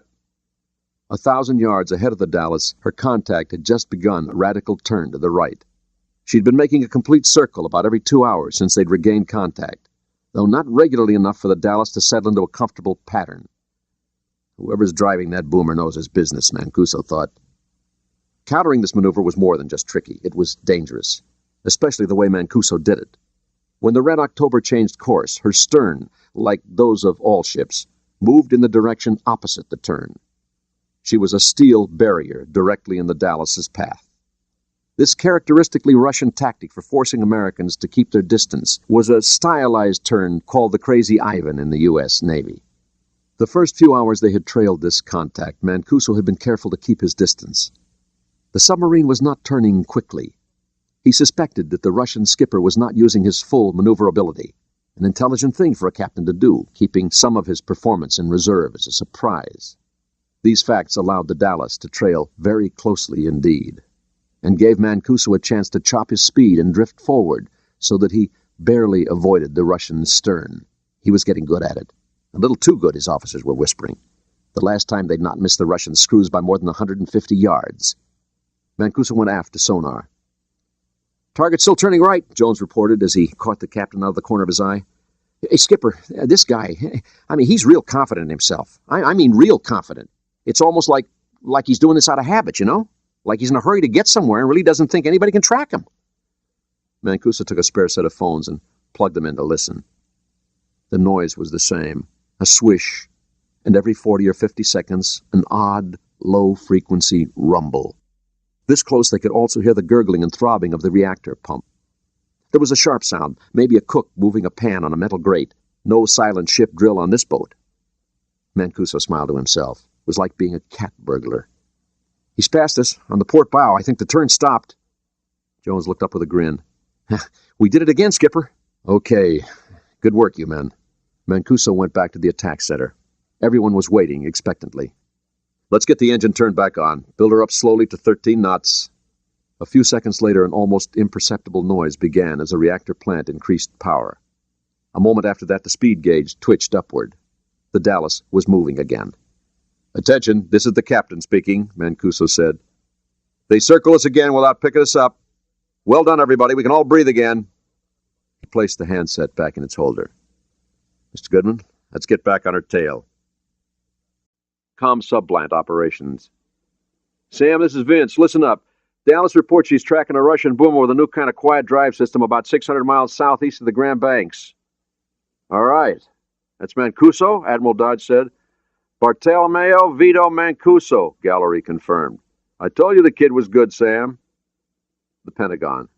"The President says we can try and keep her?" asked Lieutenant General Harris.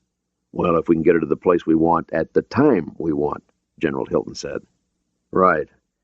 Well, now let's tell Dallas to sit tight and track the bugger," Harris said, "and report any changes in course or speed." "Aye, aye." Dodge went to the phone and ordered Admiral Gallery to send the reply, also praising her for a job well done. "We got to warn this Rusky off," Admiral Foster declared. "Damn, I don't want him to get this close, then get blown away right off our coast." "But how are we going to communicate with her, gentlemen?" asked Hilton. The Invincible. "How far is she from us?" Ryan asked. 200 miles. We can be there in 10 hours. Captain Hunter marked the position on the chart. "My God, this guy's come 4,000 miles. He's going to get killed within sight of his objective," Ryan said. "How to communicate with a submarine?" Commander Barclay straightened up. "Gentlemen, we are not trying to communicate with a submarine. We are trying to communicate with a man." "What are you thinking?" Hunter asked. "What do we know about Marco Ramius?" Barclay's eyes narrowed. "Well, he's a cowboy. Typical submarine commander, thinks he can walk on water," Captain Carstairs said. "Who spent most of his time in attack submarines," Barclay said. "Marco's bet his life that he could sneak into an American port undetected by anyone. We have to shake that confidence to warn him off." "We have to talk to him first," Ryan said sharply. "And so we shall," Barclay smiled, the thought now fully formed in his mind. They discussed Barclay's idea for an hour. Then Ryan transmitted it to Washington for approval. The 13th day, Wednesday, 15 December. The Dallas. Crazy Ivan, Jones called out again. Turning to port. Okay, all stop, Mancuso ordered, holding a dispatch in his hand which he'd been rereading for hours. He was not pleased with it. All stop, sir, the helmsman responded. All back full. All back full, sir. The helmsman dialed in the command and turned, his face a question. Throughout the Dallas, the crew heard noise. Too much noise. Instant vibration and cavitation noises aft. Right full rudder. Right full rudder, aye. Con, sonar, we are cavitating. Jones spoke over the intercom. Very well, sonar, Mancuso answered. He did not understand his new orders, and things he didn't understand made him angry. Jesus, Jones said in the sonar room. What's the skipper doing? Mancuso was in sonar a second later. Still doing a turn to port, Captain. He's astern of us because of the turn we made, Jones observed as neutrally as he could. It was close to an accusation, Mancuso noticed. Flushing the game, Jonesy, Mancuso said coolly. You're the boss, Jones thought, smart enough not to say anything else. The captain looked as though he was going to snap somebody's head off. Engine noise is diminishing, sir. He's slowing down. Jones paused. Sir, it's a fair guess he heard us. He was supposed to, Mancuso said. The Red October. Captain, an enemy submarine, the Mimon said. Enemy? Ramius asked. American. He must have been trailing us, and he had to back down to avoid a collision when we turned. He's definitely an American, broad under port bow, range under 1 kilometer, I think. He handed Ramius his phones. Damn, Ramius said to Borodin. He must have stumbled across us in the past 2 hours. Bad luck. The Dallas. Somebody on the surface, Jones said suddenly. Where the hell did they come from? Skipper, there was nothing a minute ago, and now I'm getting engine sounds. 2, maybe more, like they were sitting up there waiting for us. Damn, I didn't hear a thing. Limeys, Jones said a moment later. The big ship off to the south is one of the baby carriers, sir. Mancuso nodded. HMS Invincible. She was over our side of the lake for Nifty Dolphin. That means the Brit Varsity, their best operators. The Invincible. Positive sonar contact, came from the metal speaker. 2 submarines range 2 miles from Invincible, bearing 020. Now for the hard part, Admiral White said. Ryan and 4 Royal Naval officers were on the flag bridge. As the Invincible steamed slowly north, all 5 men swept the contact area with powerful binoculars. Come on, Captain Ramius, Ryan said quietly. You're supposed to be a hotshot. Prove it. The Red October. Ramius was back in his control room, scowling at his chart. A stray American Los Angeles stumbling onto him was one thing, but he'd run into a small task force. English ships at that. Why? Probably an exercise. Well, he'd have to evade before he could get on with what he wanted to do. This would take the best part of a day. But now he'd have to see what he was up against. Besides, it would show them that he was confident that he could hunt them if he wished. Borodin, bring the ship to periscope depth. Battle stations. The Invincible. Come up, Marco, Barclay urged. We have a message for you, old boy. Contact is coming up, the speaker said. All right, Ryan pounded his hand on the rail. The distance to the Red October was down to 1.5 miles. Contact depth is 500 feet, coming up slowly. Hunter, are you up on your Morse? Admiral White inquired. I believe so, Admiral, Hunter answered. Everyone was getting excited. The Dallas. Hull popping noises, sir, Jones said. I think he's heading up. Up? Mancuso wondered for a second. Yeah, that fits. He's a cowboy. He wants to see what he's up against before he tries to evade. Now, that fits. I bet he doesn't know we've been here the past 2 days. The captain went forward to the attack center. Well, looks like he's going up, Skipper, Mannion said, watching the attack director. We go up too, Skipper? Yeah. Yep. Slow and easy. The Invincible. They had agreed that the best method of passing the message would be to use a blinker light. Only someone placed in the direct line of sight would be able to read the signal. Hunter moved to the light, holding a sheet of paper Ryan had given him. The Red October. 30 meters, Comrade Captain, Borodin reported. The battle watch was set in the control center. "Periscope," Romulus said calmly. The oiled metal tube hissed upward on hydraulic pressure. The captain bent to look into the eyepiece. "So, we have here 3 imperialist ships. HMS Invincible." Such a name for a ship, he scoffed for his audience. 2 escorts, Bristol, and a Conti-class cruiser. The Invincible. "Periscope, starboard bow," the speaker announced. "I see it." Barclay's hand shot out to point. "There it is." Ryan strained to find it. "Yeah, I got it." It was like a small broomstick sitting vertically in the water about a mile away. To Ryan's left, the captain began jerking his hand on the lever that controlled the light shutters. The Red October. Romulus didn't see it at first. He was making a complete circle of the horizon, checking for any other ships or aircraft. When he finished the circuit, the flashing light caught his eye. Quickly, he tried to interpret the signal. It took him a moment to realize it was pointed right at him. "Red October. Red October. Can you read this? Can you read this? Please ping us one time on active sonar if you can read this. Please ping us one time on active sonar." The message kept repeating. The signal was jerky and awkward. Romulus' knuckles went white on the periscope hand grips as he translated the message in his mind. "Borodin," he said finally after reading the message a 4th time. "We set up a practice firing solution on Invincible. A single ping, comrade, just one, for range." The Invincible. "One ping from the contact area, sir. Sounds Soviet," the speaker reported. White lifted his phone. "Thank you. Keep us informed." He set it back down. "Well, gentlemen." "He did it," Ryan sang out. "Send the rest, for Christ's sake." "At once." Hunter grinned like a madman. Red October, your whole fleet is chasing after you. Your path is blocked. Numerous attack submarines are waiting to attack you. Proceed to rendezvous 33 degrees north, 75 degrees west. We have ships there waiting for you. Repeat. Proceed to rendezvous 33 degrees north, 75 degrees west. If you understand and agree, please ping us again one time. The Red October. Distance to target, Borodin, Romulus asked, wishing he had more time as the message was repeated again and again. 2,000 meters, Comrade Captain, a nice fat target for us if we... His voice trailed off as he saw the look on his commander's face. They know our name, Romulus was thinking. They know our name. How can this be? They knew where to find us exactly. How? How long has the Los Angeles been trailing us?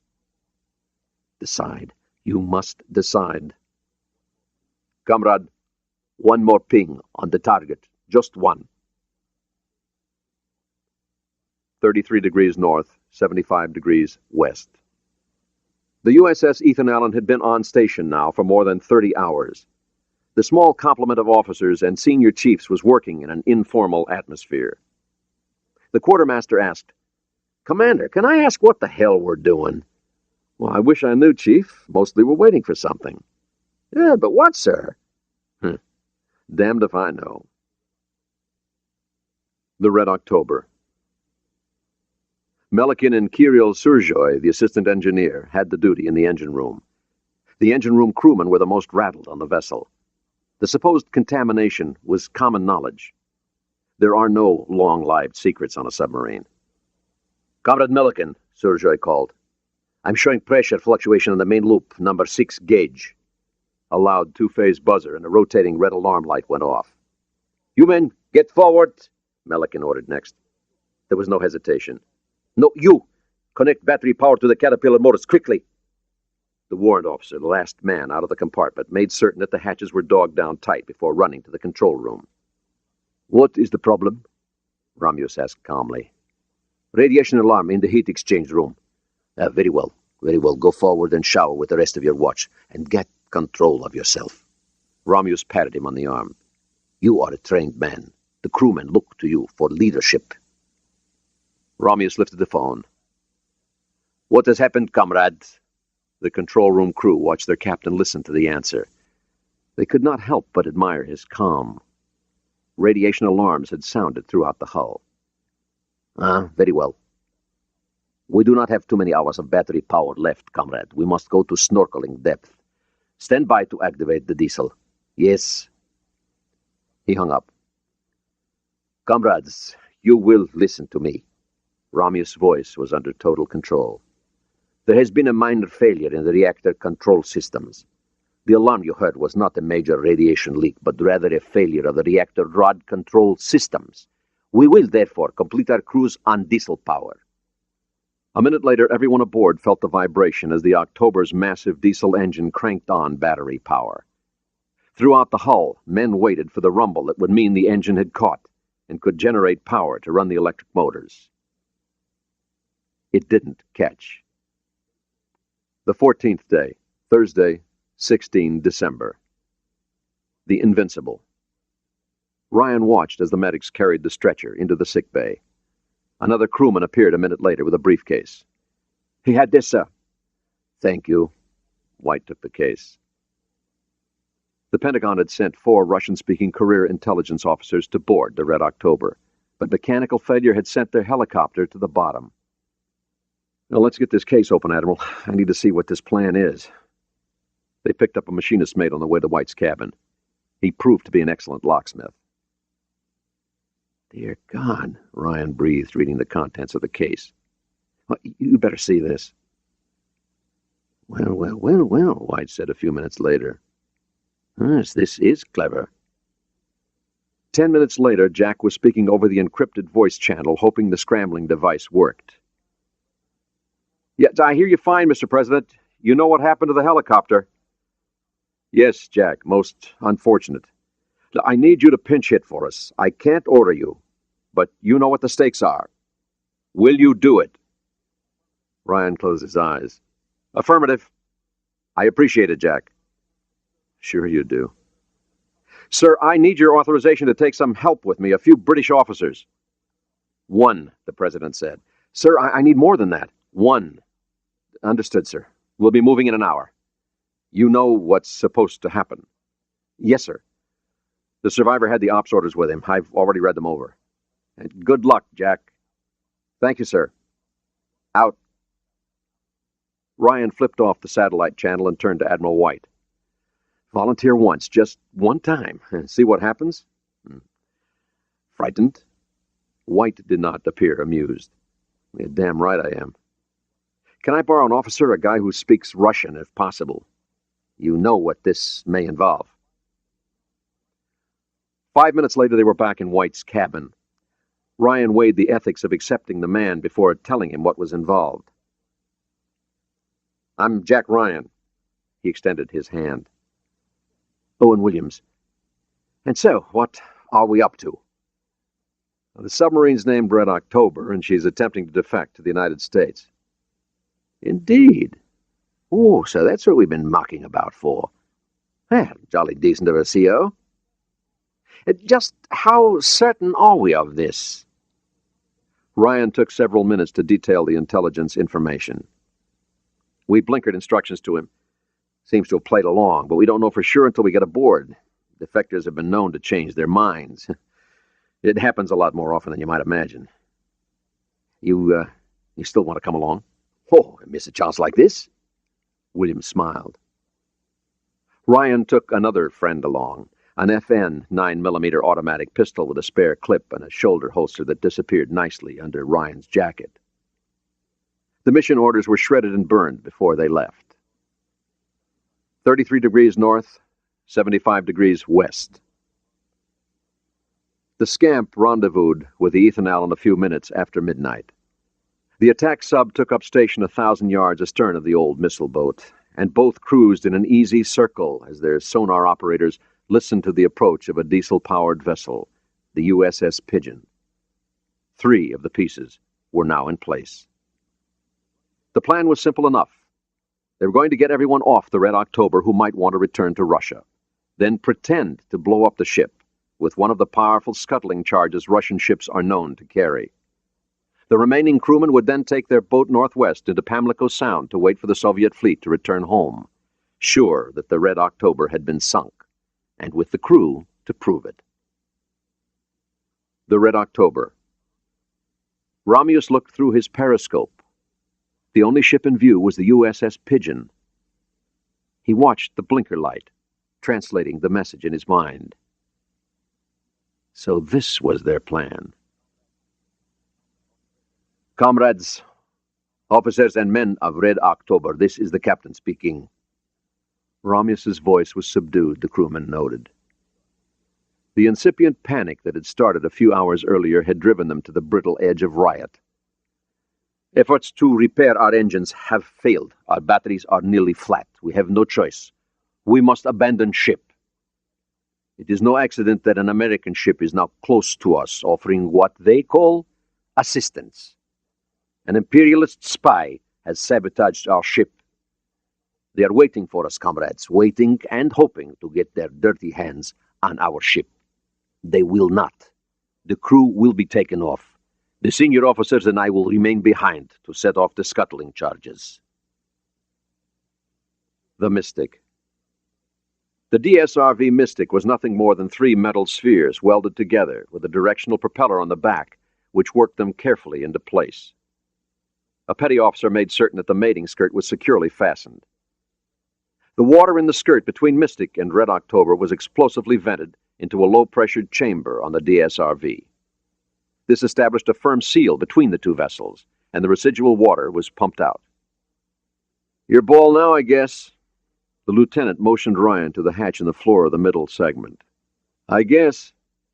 Ryan knelt by the hatch and banged a few times with his hand. No response. Next he tried a wrench. A moment later, 3 clangs echoed back, and Ryan turned the locking wheel in the center of the hatch. When he pulled the hatch up, he found another that had already been opened from below. The lower perpendicular hatch was shut. Ryan took a deep breath and climbed down the ladder and knocked on the lower hatch. The Red October. It opened at once. Gentlemen, I am Commander Ryan, United States Navy. Can we be of assistance? The man he spoke to was shorter and heavier than himself.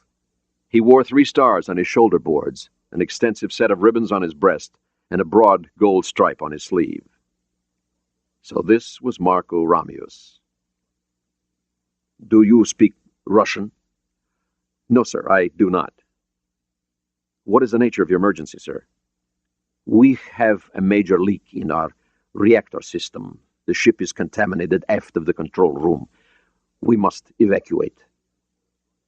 At the words leak and reactor, Ryan felt his skin crawl, and the looks he was getting from the 20 men in this compartment were lethal. Dear God. Okay, let's get moving then. We can take off 25 men at a time, sir. Not so fast, Commander Ryan. What will become of my men? Romeus asked. Well, they will be treated as our guests, of course. If they need medical attention, they'll get it. They'll be returned to the Soviet Union as quickly as we can arrange it. Romeus grunted and turned to speak with the others in Russian. Dr. Petrov, Romeus said, you will take the first group of 25. Keep control of the men. Do not let the Americans speak to them as individuals, and let no man wander off alone. Understood, Comrade Captain. Ryan watched Petrov count the men off as they passed through the hatch and up the ladder. They heard the DSRV disengage and motor off. The silence that ensued was as long as it was awkward. Ryan and Williams stood in one corner of the compartment, Romeus and his men opposite them. May I ask your name, sir? Ryan said. Marco Alexandrovich Romeus. Oh, Jack Ryan, sir. Owen Williams. They shook hands all around. They heard the Mystic's electric motors overhead.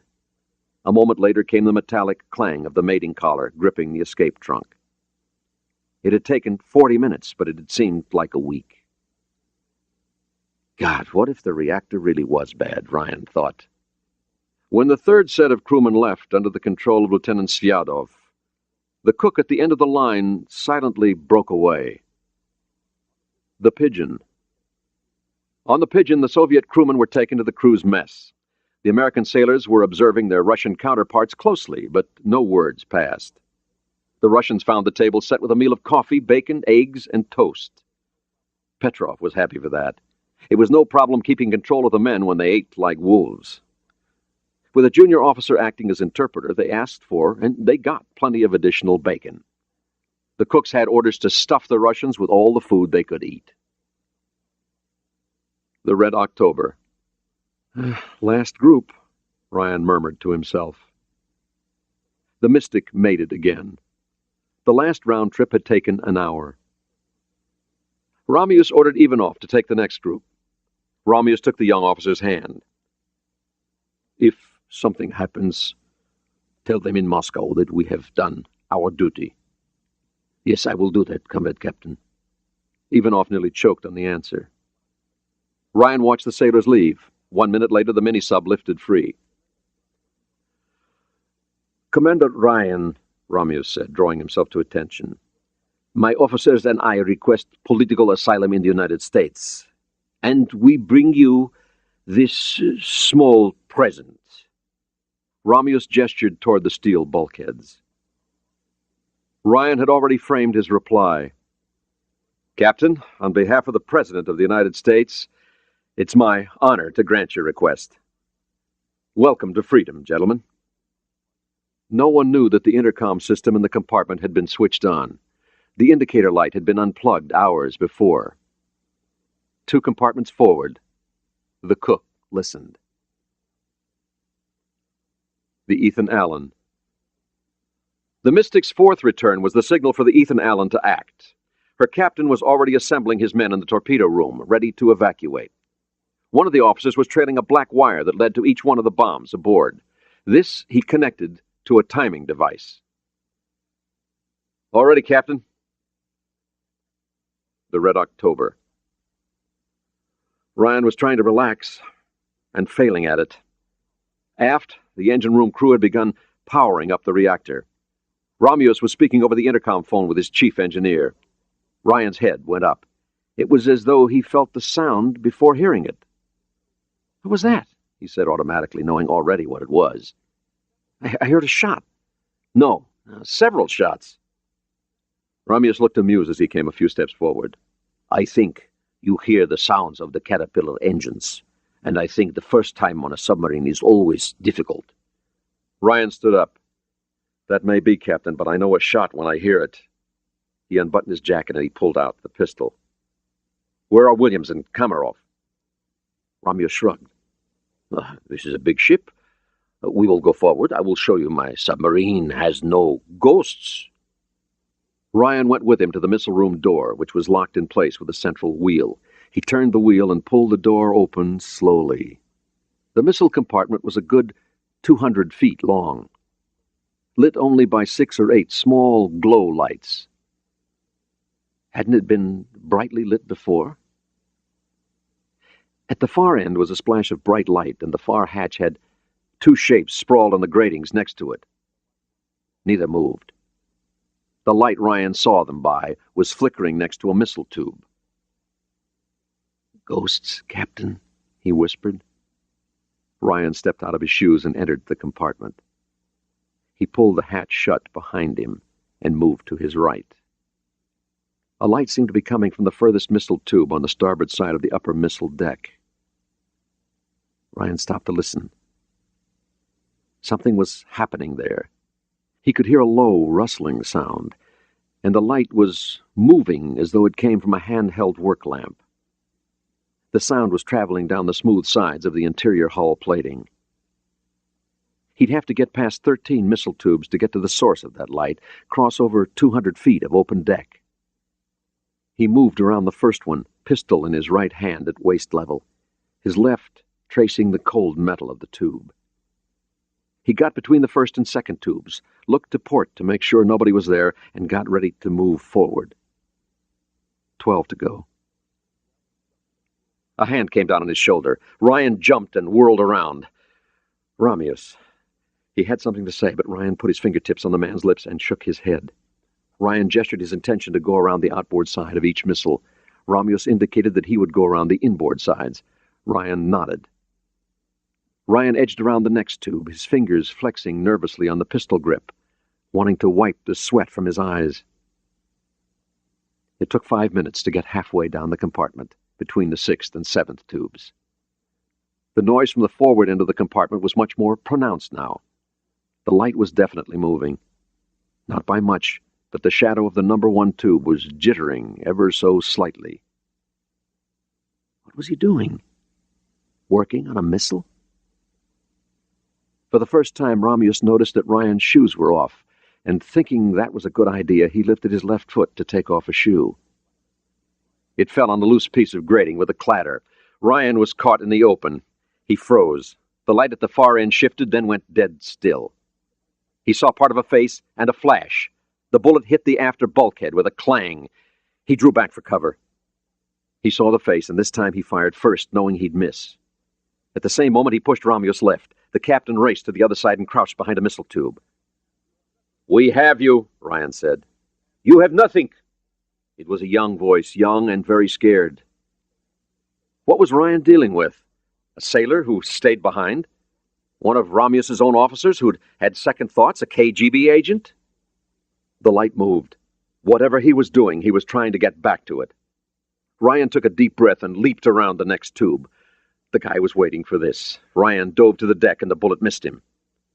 "Who are you?" Ryan asked. "A Soviet patriot. You are the enemy of my country, and you shall not have this ship." He was talking too much, Ryan thought. "You have a name?" "My name is of no account." "How about a family?" Ryan asked. "My parents. They will be proud of me." "You don't have to die, my friend. If you could just set that gun down." "Yeah, and the CIA will not kill me, The voice sneered. "I am no fool. If I'm to die, then it will be to my own purpose, my friend." Then the light clicked out. Ryan had wondered how long that would take. Did it mean that he'd finished whatever the hell he was doing? If so, in an instant they'd all be gone. Or maybe the guy just realized how vulnerable the light made him. "Maybe we can make a deal," Ryan suggested. "Ah, yes. We can decide which ear the shot comes in. Maybe you'd like being an American." "And my parents, Yankee. What of them?" "Well, maybe we can get them out," Ryan said, moving left as he waited for a reply. Now there were 2 missile tubes separating them. Romeus moved first. Out of the corner of his eye, he caught the shape of the captain running toward the forward bulkhead. Romeus leaped at the bulkhead and flicked a light switch on as the enemy fired at him. Ryan ran forward. As he covered the distance between the last 2 missile tubes, he saw Romeus go down. Ryan dove past the number 1 missile tube. He landed on his left side, ignoring the pain that set his arm on fire as he rolled to line up his target. The man was turning as Ryan jerked off 6 shots. Ryan didn't hear himself screaming. 2 rounds connected. The agent was lifted off the deck and twisted halfway around from the impact. His pistol dropped from his hand as he fell limp to the deck. "Captain," Ryan called. "You okay?" "I'm wounded, but I think I shall live. Ryan, who is it?" "How the hell should I know?" The agent's blue eyes fixed on Jack's face. Whoever he was, he knew death was coming for him. The eyes went wide with pain one last time. The last breath hissed out, and the hands on the belly went limp. Ryan checked for a pulse at the neck. There was none. "I'm sorry." Ryan reached down to close his victim's eyes. He was sorry. Why? Tiny beads of sweat broke out all over his forehead, and nausea overpowered him. Romeus had been hit in the upper leg. It was bleeding. Both his hands, covered with blood, were placed on the wound, but it didn't look that bad. Lieutenant Williams had been hit in the head and chest. He was still breathing, but unconscious. The head wound was only a crease. The chest wound, close to the heart, made a sucking noise. Komarov was not so lucky. A single shot had gone straight to the top of his nose, and the back of his head was a bloody wreckage. Ryan found the intercom system. "Which button?" The captain held up 2 fingers. "Control room, this is Ryan. I need help here. Your captain has been shot." The Ethan Allen, The only thing still operating was the timer. It had been set for 30 minutes, which had allowed the crew plenty of time to leave the area. The 4 bombs filled the Ethan Allen with the equivalent of 25 tons of TNT, evenly distributed throughout the hull. The results were catastrophic. The Ethan Allen burst as if it were a balloon, blasted into a dozen pieces, all bent into surreal shapes by the explosion. Everything fluttered downward to the hard sand bottom. The 15th day, Friday, 17 December. Ocracoke Inlet. There was no moon. The 3-ship procession entered the inlet at 5 knots, just after midnight, to take advantage of the extra-high spring tide. The Pogey led the formation, since she had the shallowest draft, and the Dallas trailed the Red October.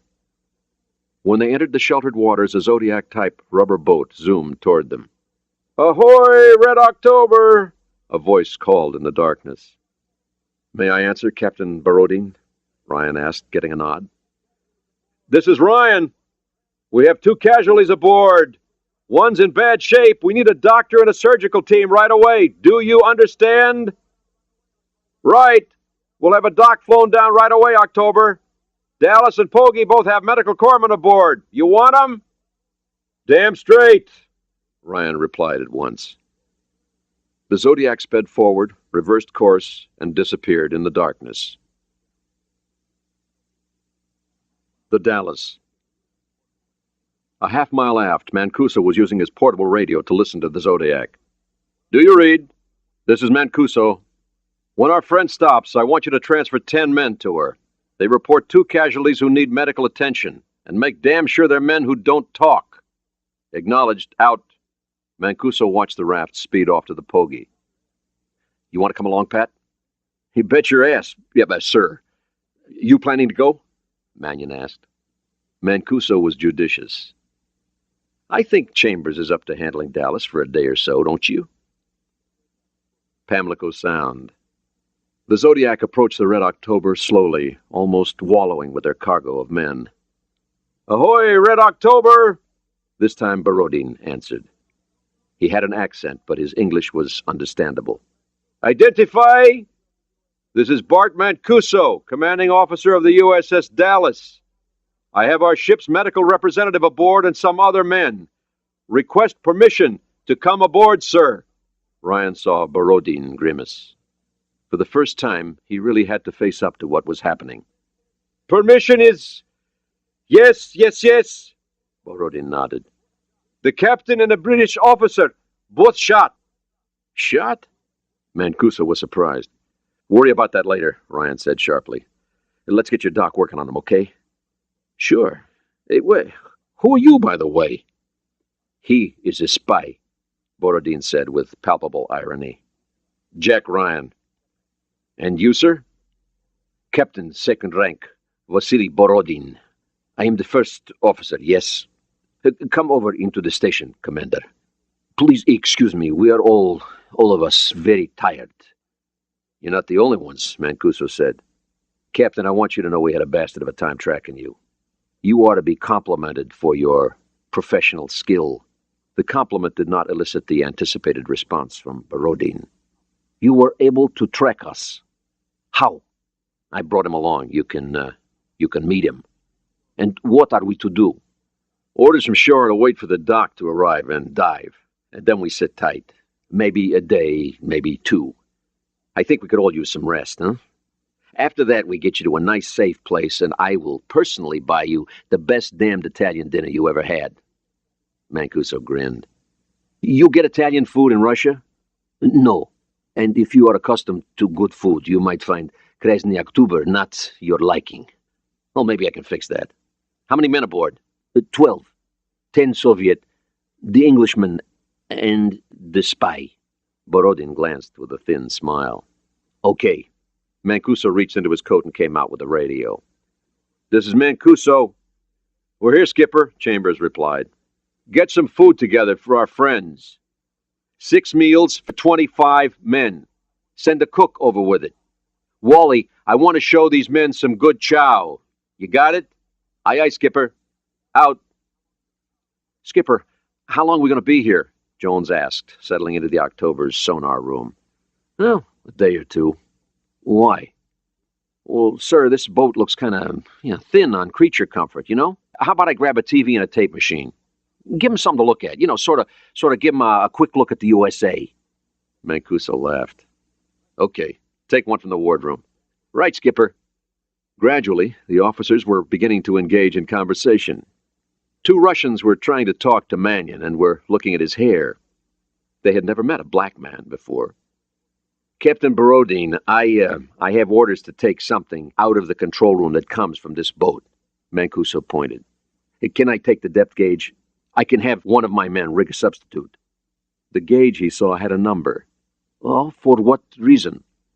Well, beats me, but those are my orders. Yes, Borodin replied. The White House. Pelt was on the phone to the Soviet embassy at 3 in the morning. Alex, this is Jeffrey Pelt. I'm informed that the USS Pigeon has rescued nearly the entire crew of another Soviet submarine off the Carolinas. Her name evidently was Red October. That's the good news, Alex. The bad news is that the vessel exploded and sank before we could get them all off. Most of the officers and 2 of our officers were lost. And this submarine exploded, you are sure? Yeah, one of the crewmen said they had a major reactor accident. It was just good luck the Pigeon was there. She was heading to the Virginia coast to look at another one you lost. I think your Navy needs a little work, Alex, Pelt observed. I will pass that along to Moscow, Doctor, Arbatov responded. Can you tell us where this happened? I can do better than that. We have a ship taking a deep-diving research sub down to look for the wreckage. If you want, you can have your Navy fly a man to Norfolk, and we'll fly him out to check it for you. Fair enough?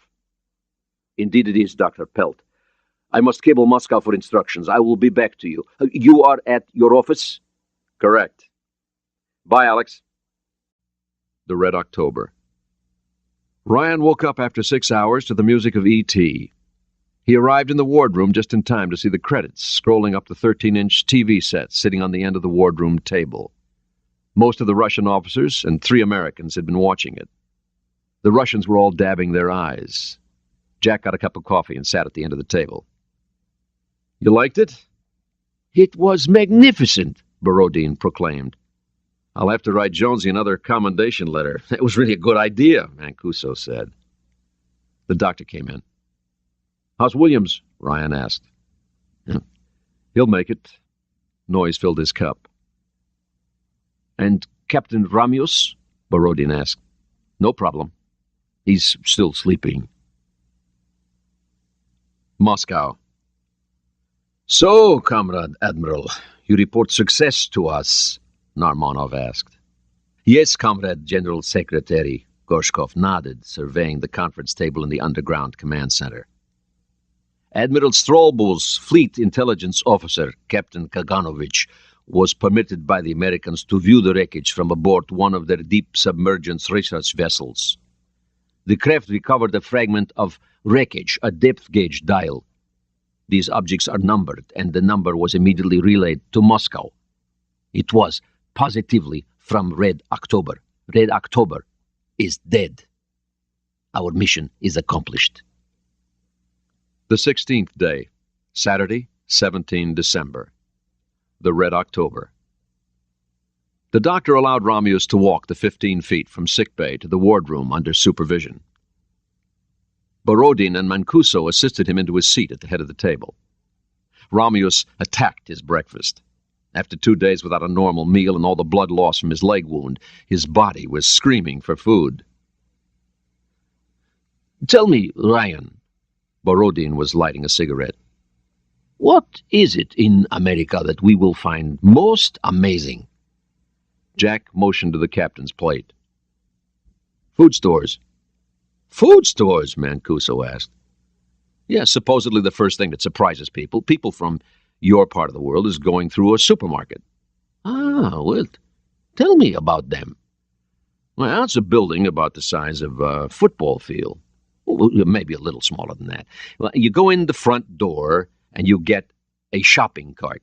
The fresh fruits and the vegetables are on the right, and you gradually work your way left through the other departments. I've been doing that since I was a kid. Ah, you say fresh fruits and vegetables. What about now, in the winter? In winter, Mancuso said. Maybe they cost a little more, but you can always get fresh produce. And meat? Romulus asked. Well, anything you want, Ryan answered. Beef, pork, lamb, turkey, chicken. The four Russians were doubtful. What else? Borodin asked. What else will surprise you? Well, say nearly everyone has a car. Most people own their own homes. If you have money, you can buy nearly anything you want. Ryan wondered how difficult it was for the Soviets. They had cast themselves away from everything they had known, trusting that what they found would be better.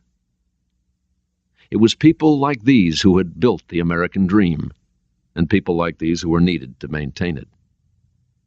It was odd that such men should come from the Soviet Union. Or perhaps not so odd. The 17th day, Sunday, 19 December. The VK Konovalov. Tupolev was heading back west. The fleet order had instructed everyone but his Alpha and one other to return home at 20 knots. Tupolev would circle quietly and observe. The Red October. Captain, Jones called. You just got a ping from Pogie. The Pogie was now 10 miles ahead of the October and Dallas. The idea was that after she got ahead and listened for 10 minutes, a single ping from her active sonar would signal that the 10 miles to the Pogie and the 20 or so miles beyond her were clear.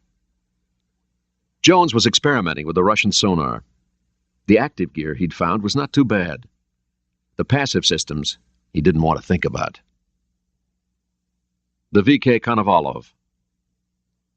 The Alpha drifted slowly at the edge of the continental shelf about 50 miles southeast of Norfolk. Tupolev ordered the reactor chopped back to about 5% of total output, enough to operate the electrical systems and little else. His submarine was almost totally quiet. Orders were passed by word of mouth. Even ordinary cooking was forbidden. Cooking meant moving metal pots on metal grates. Until further notice, the crew was on a diet of cheese sandwiches. The Red October. Ryan checked his watch. It had been 5 hours already. A long time to sit in one chair. And from a quick glance at the chart, it appeared that the estimate of 8 hours to Norfolk had been optimistic. Maybe it would take another 4 hours. It couldn't be too soon. Romulus and Mancuso looked pretty tired. Everybody was tired. The VK Konovalov. Some noise to the south, the Mieman said. It is heading this way. Tupolev went to the control room. He ordered power reduced in the reactor systems. He considered killing the plant entirely, but reactors took time to start up. There was no telling yet how distant the contact might be. One propeller, Comrade Captain. An American, probably a Los Angeles doing 35 knots. Bearing has changed only 2 degrees in 15 minutes. Oh, wait. His engines have stopped. The 40-year-old warrant officer pressed the headphones against his ears. He has stopped to listen, Comrade Captain. Tupolev smiled. He will not hear us, comrade. Racing and stopping. Might he be escorting something? The Mieman listened to the headphones again and made some adjustments on his panel. Perhaps. There's a good deal of surface noise, comrade, and wait. There seems to be some noise, very faint. Comrade Captain, a ping. A single ping on active sonar. So. Tupolev leaned against the bulkhead. Good work, comrade, good work. Now, we must be patient. The Red October. Can anybody spell me at the wheel? Ryan asked. Yeah, need a stretch? Mancuso asked, coming over. Ryan did some knee bends to get circulation back in his legs, then looked briefly at the chart. It seemed strange, almost sinister to see the U.S. coast marked in Russian. Thank you, Commander. Sure. Mancuso stood. Captain, how long to Norfolk? Oh, another 4 hours tops, Mancuso said. The idea is to arrive after dark. The VK Konovalov. Whatever it is big, very big, I think. His course will take him within 5 kilometers of us. It sounds like a twin-screw submarine, Comrade Captain, the Meeman said. In any case, he will be with us in 20 minutes. 10% power, Tupolev snapped. They cannot possibly hear that. The Pogie. Where did that come from? The sonar chief made some adjustments on his board. Con, sonar, I got a contact, bearing 230.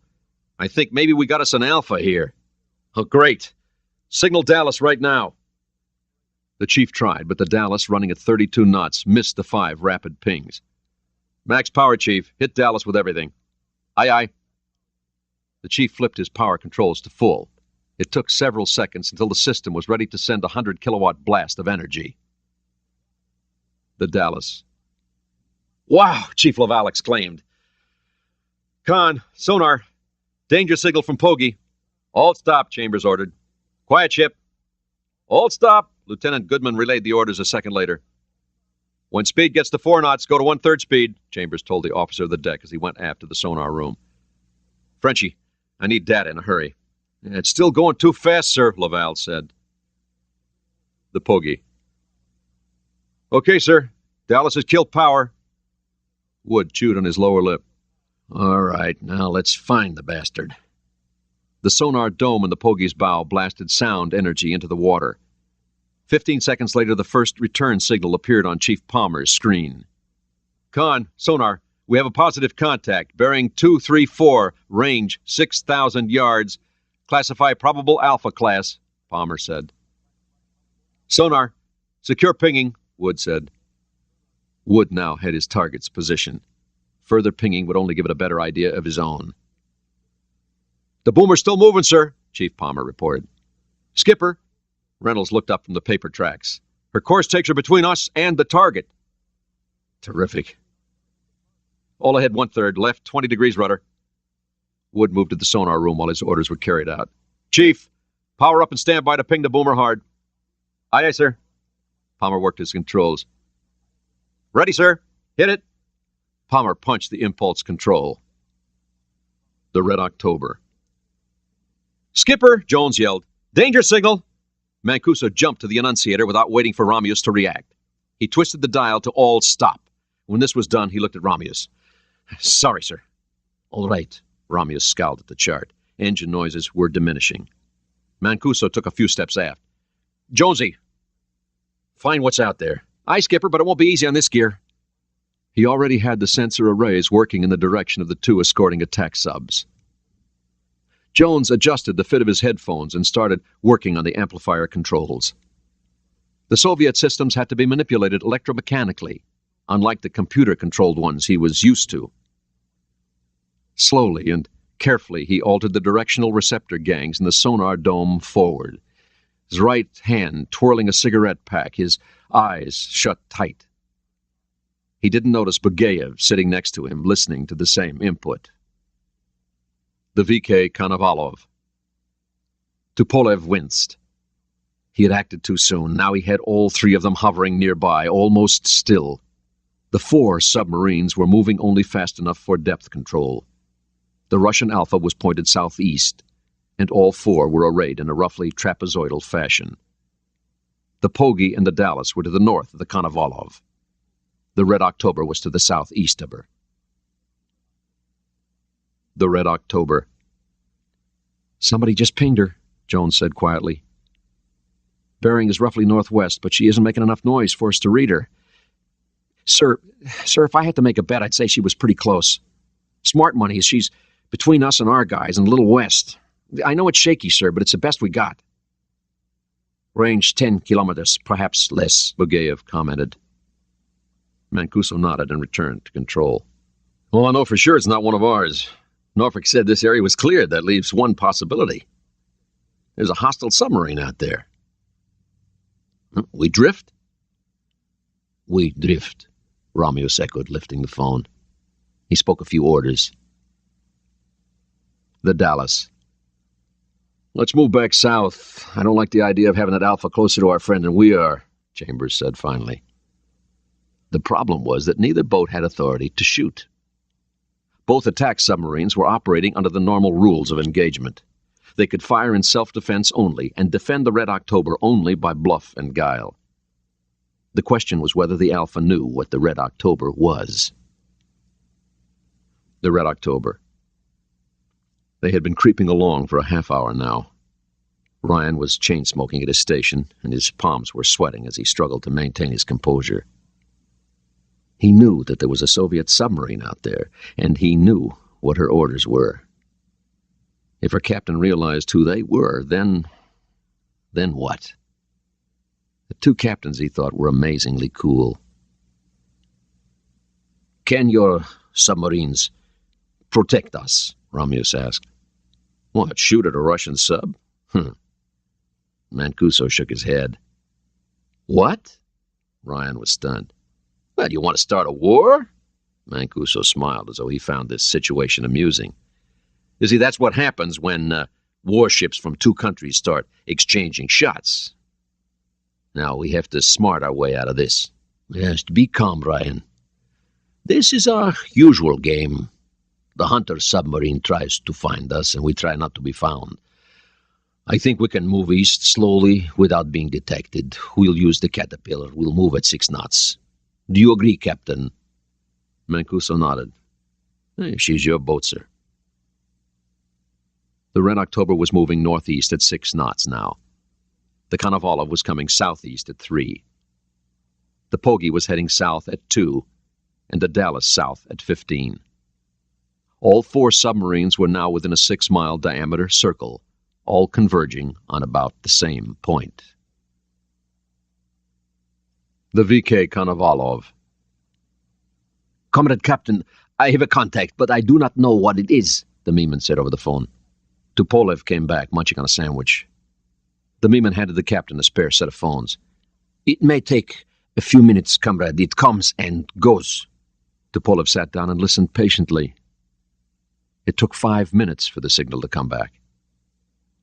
Tupolev looked pale. He tossed the headphones on the table and went forward. He grabbed the political officer by the arm and led him quickly to the wardroom. It's Red October. Impossible! Fleet Command said that his destruction was confirmed by visual inspection of the wreckage. Now, we have been tricked. The Caterpillar acoustical signature is unique, comrade. The Americans have him, and he is out there. We must destroy him. No, we must contact Moscow and ask for instructions. Comrade Zampolit, it will take several minutes to approach the surface, perhaps 10 or 15 to get a message to Moscow, 30 more for Moscow to respond at all. By that time, Red October will be gone. There is no time to contact Moscow. But what if you're wrong? I am not wrong, comrades. Very well. The Zampolit seemed to deflate. The 2 men went back to the control room. The Konovalov 6 bow torpedo tubes were loaded with Mark C533 millimeter wire-guided torpedoes. All they needed was to be told where to go. Range 7,600 meters. Elevation angle 0, the Mieman reported. So this was the submarine they'd been sent to hunt, he thought. The chief fire control supervisor quickly entered the data into the computer. It was a simple problem of target geometry. We have a solution for torpedoes 1 and 2. Prepare to fire. Flooding tubes. Outer torpedo tube doors are open. Fire 1 and 2, Tupolev ordered. Firing 1. Firing 2. The Konovalov shuddered twice as compressed air charges ejected the electrically powered torpedoes. The Red October. Jones heard it first. High-speed screws, port side, he said. Torpedoes in the water, port side. Rulnayeva, Ramius ordered automatically. What? Ryan asked. Left, rudder, left. Ramius pounded his fist on the rail. Left full, do it, Mancuso said. Left full eye. Ryan turned the wheel all the way and held it down. Jonesy, give me a bearing. 320, sir. 2 fish heading in. Jones responded at once. Steer 320, Ryan, Ramius ordered. 2 fish heading in. Bearing is 320. I say again, bearing is constant. Jones reported, much cooler than he felt. "Now, here we go, guys." The 2 Mark C torpedoes were charging at 41 knots, a slow speed for this range, so they could be more easily guided by their sonar systems. They had a projected 6-minute run, with 1 minute already completed. Mancuso kept quiet now. Ramius was using a tactic that he didn't particularly agree with, turning into the fish. It offered a minimum target profile, but it gave them a simpler geometric intercept solution. Presumably, Ramius knew what Russian fish could do. Mancuso hoped so. "Steady on 320, Captain," Ryan said, eyes locked on the gyro repeater. "Ryan, down. Maximum down on the diving planes. All the way down." Ryan was terrified. He had to assume that both commanders knew what they were about. There was no choice for him. Well, he thought he did know one thing. Guided torpedoes can be tricked, especially when the sub they're trying to locate is near the bottom or the surface areas where sonar pulses tend to be reflected. If the October dove, she could lose herself in an opaque field, presuming she got there fast enough. The VK Konovalov. "Target aspect has changed, Comrade Captain. Target is now smaller," the Mieman said. Tupolev considered this. He knew everything there was on Soviet combat doctrine, and he knew that Ramius had written a good deal of it. Marco would do what he taught all of us to do, Tupolev thought. Turn into the oncoming weapons to minimize target cross-section and dive for the bottom to become lost in the confused echoes. "Target will be attempting to dive into the bottom capture field. Be alert!" "Aye, comrade. Can he reach the bottom quickly enough?" the Starpom asked. Tupolev racked his brain for the October's handling characteristics. No, he cannot dive that deep in so short a time. We have him." The Red October. "Skipper," Jones called. 2 fish bearing constant at 320. They just went active. I say again, the fish are now active." Ramius had been waiting for this. "Bogayev?" In the sonar room, Bogayev had powered up the acoustical jamming gear as soon as the fish were launched. Now he carefully timed his jamming pulses to coincide with those from the approaching torpedoes. The timing had to be precise. By sending out slightly distorted return echoes, he could create ghost targets. Not too many, not too far away, just a few close by, and he might be able to confuse the alpha. He thumbed the trigger switch carefully, chewing on an American cigarette. The VK Konovalov. "Damn! He's jamming us!" The Mieman, noting a pair of new pips, showed his first trace of emotion. The fading pip from the true contact was now bordered with 2 new ones, one north and closer, the other south and farther away. "Captain, the target is using Soviet jamming equipment. You see?" Tupolev said to the Zampolit. "Use caution now," he ordered. The Red October. "Ryan, all up on planes!" Ramius shouted. "All the way up!" Ryan yanked back, pulling the yoke hard against his belly and hoping that Ramius knew what the hell he was doing. Jones moved the phones off one ear, his hand poised to slap the other off. The homing sonar on one torpedo was now tracking them. Bad news. If these were like Mark 48s. Jones knew all too well that those things didn't miss much. He heard the change in the Doppler shift of the propellers as they passed beneath the Red October. "1 miss, sir. Number 1 missed under us. Number 2 is heading in. Ping interval is shortening." The VK Konovalov. The second Mark C torpedo was cutting through the water at 41 knots. The first fish had been duped by the ghost images that the jamming had duplicated on the torpedo sonar frequency. The first one had missed low, he knew now. That meant that the target was the middle pip. Coolly and expertly, the Starpom commanded the second torpedo to select the center target. It ran straight and true. The 500-pound warhead struck the target a glancing blow aft of amidships, just forward of the control room. It exploded a millisecond later. The Red October. The force of the explosion hurled Ryan from his chair, and his head hit the deck. He came to from a moment's unconsciousness with his ears ringing in the dark. The shock of the explosion had shorted out a dozen electrical switchboards, and it was several seconds before the red battle lights clicked on. Aft, Jones had flipped his headphones off just in time, but Bogayev, trying to the last second to spoof the incoming torpedo, had not. He was rolling in agony on the deck, one eardrum ruptured, totally deafened. Water was spraying into the radio room as though from a high-pressure hose, but the hull was otherwise secure. Ryan could hear water splashing into the next compartment forward. He didn't know what to do. "Still with us?" Mancuso's face looked satanic in the red lights. "No, goddammit, I'm dead. What do I do?" "Romeus? Down. Dive for the bottom." Romeus took the phone and called engineering to order the engine stopped. Ryan pushed his controls forward. In a goddamn submarine that's got a goddamn hole punched in it, they tell you to go down, he thought. The VK Konovalov. "A solid hit, Comrade Captain. His engine stopped. I hear hull creaking noises. His depth is changing." He tried some additional pings, but got nothing. The explosion had greatly disturbed the water. Trillions of bubbles had formed, creating an insonified zone around the target that rapidly obscured it. All he knew for sure was that one torpedo had hit, probably the second. He was an experienced man, and he had reconstructed most of the events correctly. The Dallas. "Score one for the bad guys," the sonar chief said. The Dallas was running too fast to make proper use of her sonar, but the explosion was impossible to miss. The whole crew heard it through the hull. "Con, sonar, the boomer took one hit. I don't hear her engines, but there ain't no breakup noises. I say again, sir, no breakup noises." "Can you hear the Alpha?" "No, sir. Too much crud in the water." "We're going down. The disturbance from the explosion will stay fairly steady. If it moves at all, it'll go up. Okay, we'll go under it. First, we want to locate the boomer. If she isn't there, then she's on the bottom. It's only 900 feet here, so she could be on the bottom of the live crew. We got to get between her and the Alpha." And he thought on. If the Alpha shoots then, I kill the fucker and the rules of engagement be damned. The Red October. The leak in the radio room was bad, but the radio room pump, supplemented by a master's own pump, was managing barely to keep up with the flooding.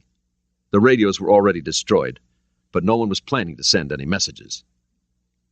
"Ryan, all the way up and come right full rudder," Romeus said.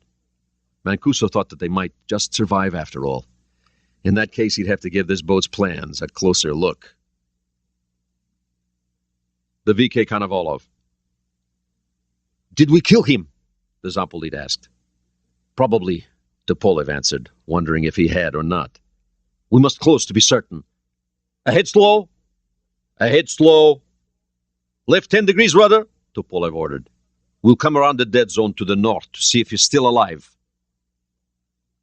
"Still nothing," the Meeman reported. "No bottom impact, no collapse noises." "New contact. Bearing 170. Different sound, Comrade Captain. One propeller. Sounds like an American." "What heading?" "South, I think. Yes. Yes, south. The sound's changing. It is American." "An American sub is decoying. We ignore it." "Ignore it?" Zampolite said. "They would not decoy if he was dead. Now we know that he's alive, but crippled," Tupolev said calmly. "We will find him, and we will finish him." The Red October. "Left rudder. Reverse course," Romeus ordered. "What?" Mancuso was astounded. "Think, Mancuso," Romeus said. "What has happened? Moskva ordered the Hunter sub to remain behind. I know all their captains, all young, all aggressive. Yes, aggressive. He must know we are not dead. If he knows this, he will pursue us. So we go back like a fox and let him pass." Mancuso didn't like this. Ryan could tell without looking. "We cannot shoot. Your men cannot shoot. We cannot run from him. He is faster. We cannot hide. His sonar is better. He will move east, use his speed to contain us, and his sonar to locate us. By moving west, we have the best chance to escape. This he will not expect." Mancuso still didn't like it, but he had to admit it was clever. Too damned clever. He looked back down at the chart. It wasn't his boat. The VK Konovalov. "Contact," the Meeman said into the microphone. "Ahead, almost dead ahead, using propellers and going at slow speed, bearing 044. Range unknown. Is it Red October? Tupolev asked. I cannot say, Comrade Captain. It could be an American. He's coming this way, I think. Damn! Tupolev looked around the control room. Could they have passed the Red October? Might they already have killed him? The Dallas. Does he know we're here, Frenchie? Chambers asked back in sonar. No way, sir. Laval shook his head. We're directly behind him. Range of the Alpha? Under 3,000 yards, sir. All ahead 2/3. Come left 10 degrees, Chambers ordered. Frenchie, ping, but use the under ice sonar. He may not know what that is. Make him think we're the boomer. Aye, sir. The VK Konovalov. High frequency pinging aft, the Mieman called out. Does not sound like an American sonar, comrade. Tupolev was suddenly puzzled. Was it an American to seaward? The other one on his port quarter was certainly American. It had to be the October. Marco was still the fox. He had lain still, letting them go past, so that he could shoot at them. All ahead full, left full rudder. The Red October. Contact, Jones sang out. Dead ahead. Wait. It's an Alpha. She's close. Seems to be turning. Somebody pinging her on the other side. Oh, Christ. Oh, she's real close. Captain, Mancuso said. The two commanders looked at one another and communicated a single thought as if by telepathy. Romeus nodded. Jonesy, ping the sucker. Mancuso ran aft. Jones loosed a single ranging ping. Range 1,500 yards. 0 elevation angle, sir. We're level with her. Okay, Jonesy, you're our fire control. Track the mother. The VK Konovalov. Captain, contact forward is not, repeat, not Soviet. West and northwest are both American. East target is unknown. Keep the rudder at full. Rudder is full, the helmsman responded, holding the wheel over. The target is behind us. We must lock on and shoot as we turn. Damn, we are going too fast. Slow to 1/3 speed. The Red October. Okay. The Alpha's continuing her turn. Now heading right to left, Jones said, watching the screen. His mind was working furiously, computing course, speed, and distance. Range is now 1,200 yards. She's still turning. If she's smart, she'll burn off south and get clear first. Then pray he ain't smart, Mancuso said from the passageway. Steady she goes. Steady as she goes, Ryan said, wondering if the next torpedo would kill them. The Red October accelerated to 18 knots. The VK Konovalov. I have him, the Mieman said. Range 1,000 meters. Bearing 045. Angle 0. Set it up, Tupolev ordered. It will have to be a zero-angle shot. We're swinging too rapidly, the Starpalm said. He set it up as quickly as he could. Ready for tube 5 only. Tube flooded, door open. Ready. Shoot. Fire 5. The Starpalm's fingers stabbed the button. The Red October. Range down to 900. High-speed screws dead ahead. We have one torpedo in the water dead ahead. One fish heading right in. Forget it. Track the Alpha. The fish is closing rapidly, sir, Jones said. Screw it. Track the Alpha. The combined speed ate up the distance between the submarines rapidly. The torpedo was closing the October faster still, but it had a safety device built in. To prevent them from blowing up their own launch platform, torpedoes could not arm until they were 500 to 1,000 yards from the boat that launched them. If the October closed the Alpha fast enough, she could not be hurt. The torpedo's close, sir. A few more seconds. Jones cringed, staring at the screen. The torpedo struck the Red October dead center in her hemispherical bow. The safety lock still had another 100 meters to run. The impact broke it into 3 pieces, which were batted aside by the accelerating missile submarine. The VK Konovalov. No explosion? Tupolev wondered. Where is the target? Bearing 045, comrade. Bearing is constant, the Mieman replied. Closing rapidly. Tupolev blanched. Left, full rudder, all ahead, flank. The Red October. Turning. Turning left to right, Jones said. Bearing is now 230, spreading out a little. Need a little right rudder, sir. Ryan, come right, 10 degrees. Right 10 degrees, Ryan said. Range down to 400 yards, bearings 225 to the center of the target. Target spreading out left and right, mostly left, Jones said. Range 300 yards. Elevation angle 0. We're level with the target. Range 250. Bearing 225 to target center. We can't miss, Skipper. We're going to hit, Mancuso called out. Brace for impact. Romeus yanked the collision alarm only seconds before impact. The Red October rammed the Konovalov just aft of midships at a 30-degree angle. The force of the collision ruptured the Konovalov's titanium pressure hull and crumpled the October's bow as if it were a beer can. Ryan was thrown forward and his face struck the instrument panel. The missile submarine bounded up and over the top of the Alpha, her keel grating across the upper deck of the smaller vessel as the momentum carried her forward and upward. The VK Konovalov. The last thing the Tupolev saw was a curtain of white foam coming from the starboard side. The Alpha rolled to port, turned by the friction of the October's keel. In a few seconds, the submarine was upside down. Throughout her length, men and gear tumbled about like dice. Half the crew were already drowning. The only marker on the Konovalov's grave was a mass of bubbles. The Red October. "We still alive?" Ryan's face was bleeding profusely. Up on the planes," Romulus shouted. "All the way up." Ryan pulled back with his left hand, holding his right over the cuts. "Damage report," Romulus said in Russian. "Reactor system is intact," Malekin answered at once. "The damage control board shows flooding in the torpedo room, I think. I have vented high-pressure air into it, and the pump is activated. Recommend we surface to assess damage." "Da." Romulus hobbled to the air manifold and blew all tanks. The 18th day, Monday, 20 December. The Red October. Ryan again found himself atop the sail thanks to Romulus, who said that he had earned it. In return for the favor, Jack had helped the captain up the ladder to the bridge station. Mancuso was with them. There was now an American crew below. "Welcome home, Captain Romulus," Ryan said. "Speaking for myself, sir, I'm damned glad you're here." "Tug approaching," Mancuso pointed. 20 minutes later, they were at their destination.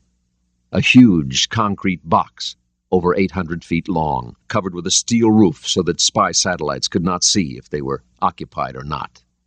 "All stop," Mancuso ordered. "All stop by." The diesel-powered tug took 5 minutes to line the bow up properly, headed directly into the water-filled box. Romulus gave the engine command himself, the last for this submarine. She eased forward through the black water, passing slowly under the wide roof.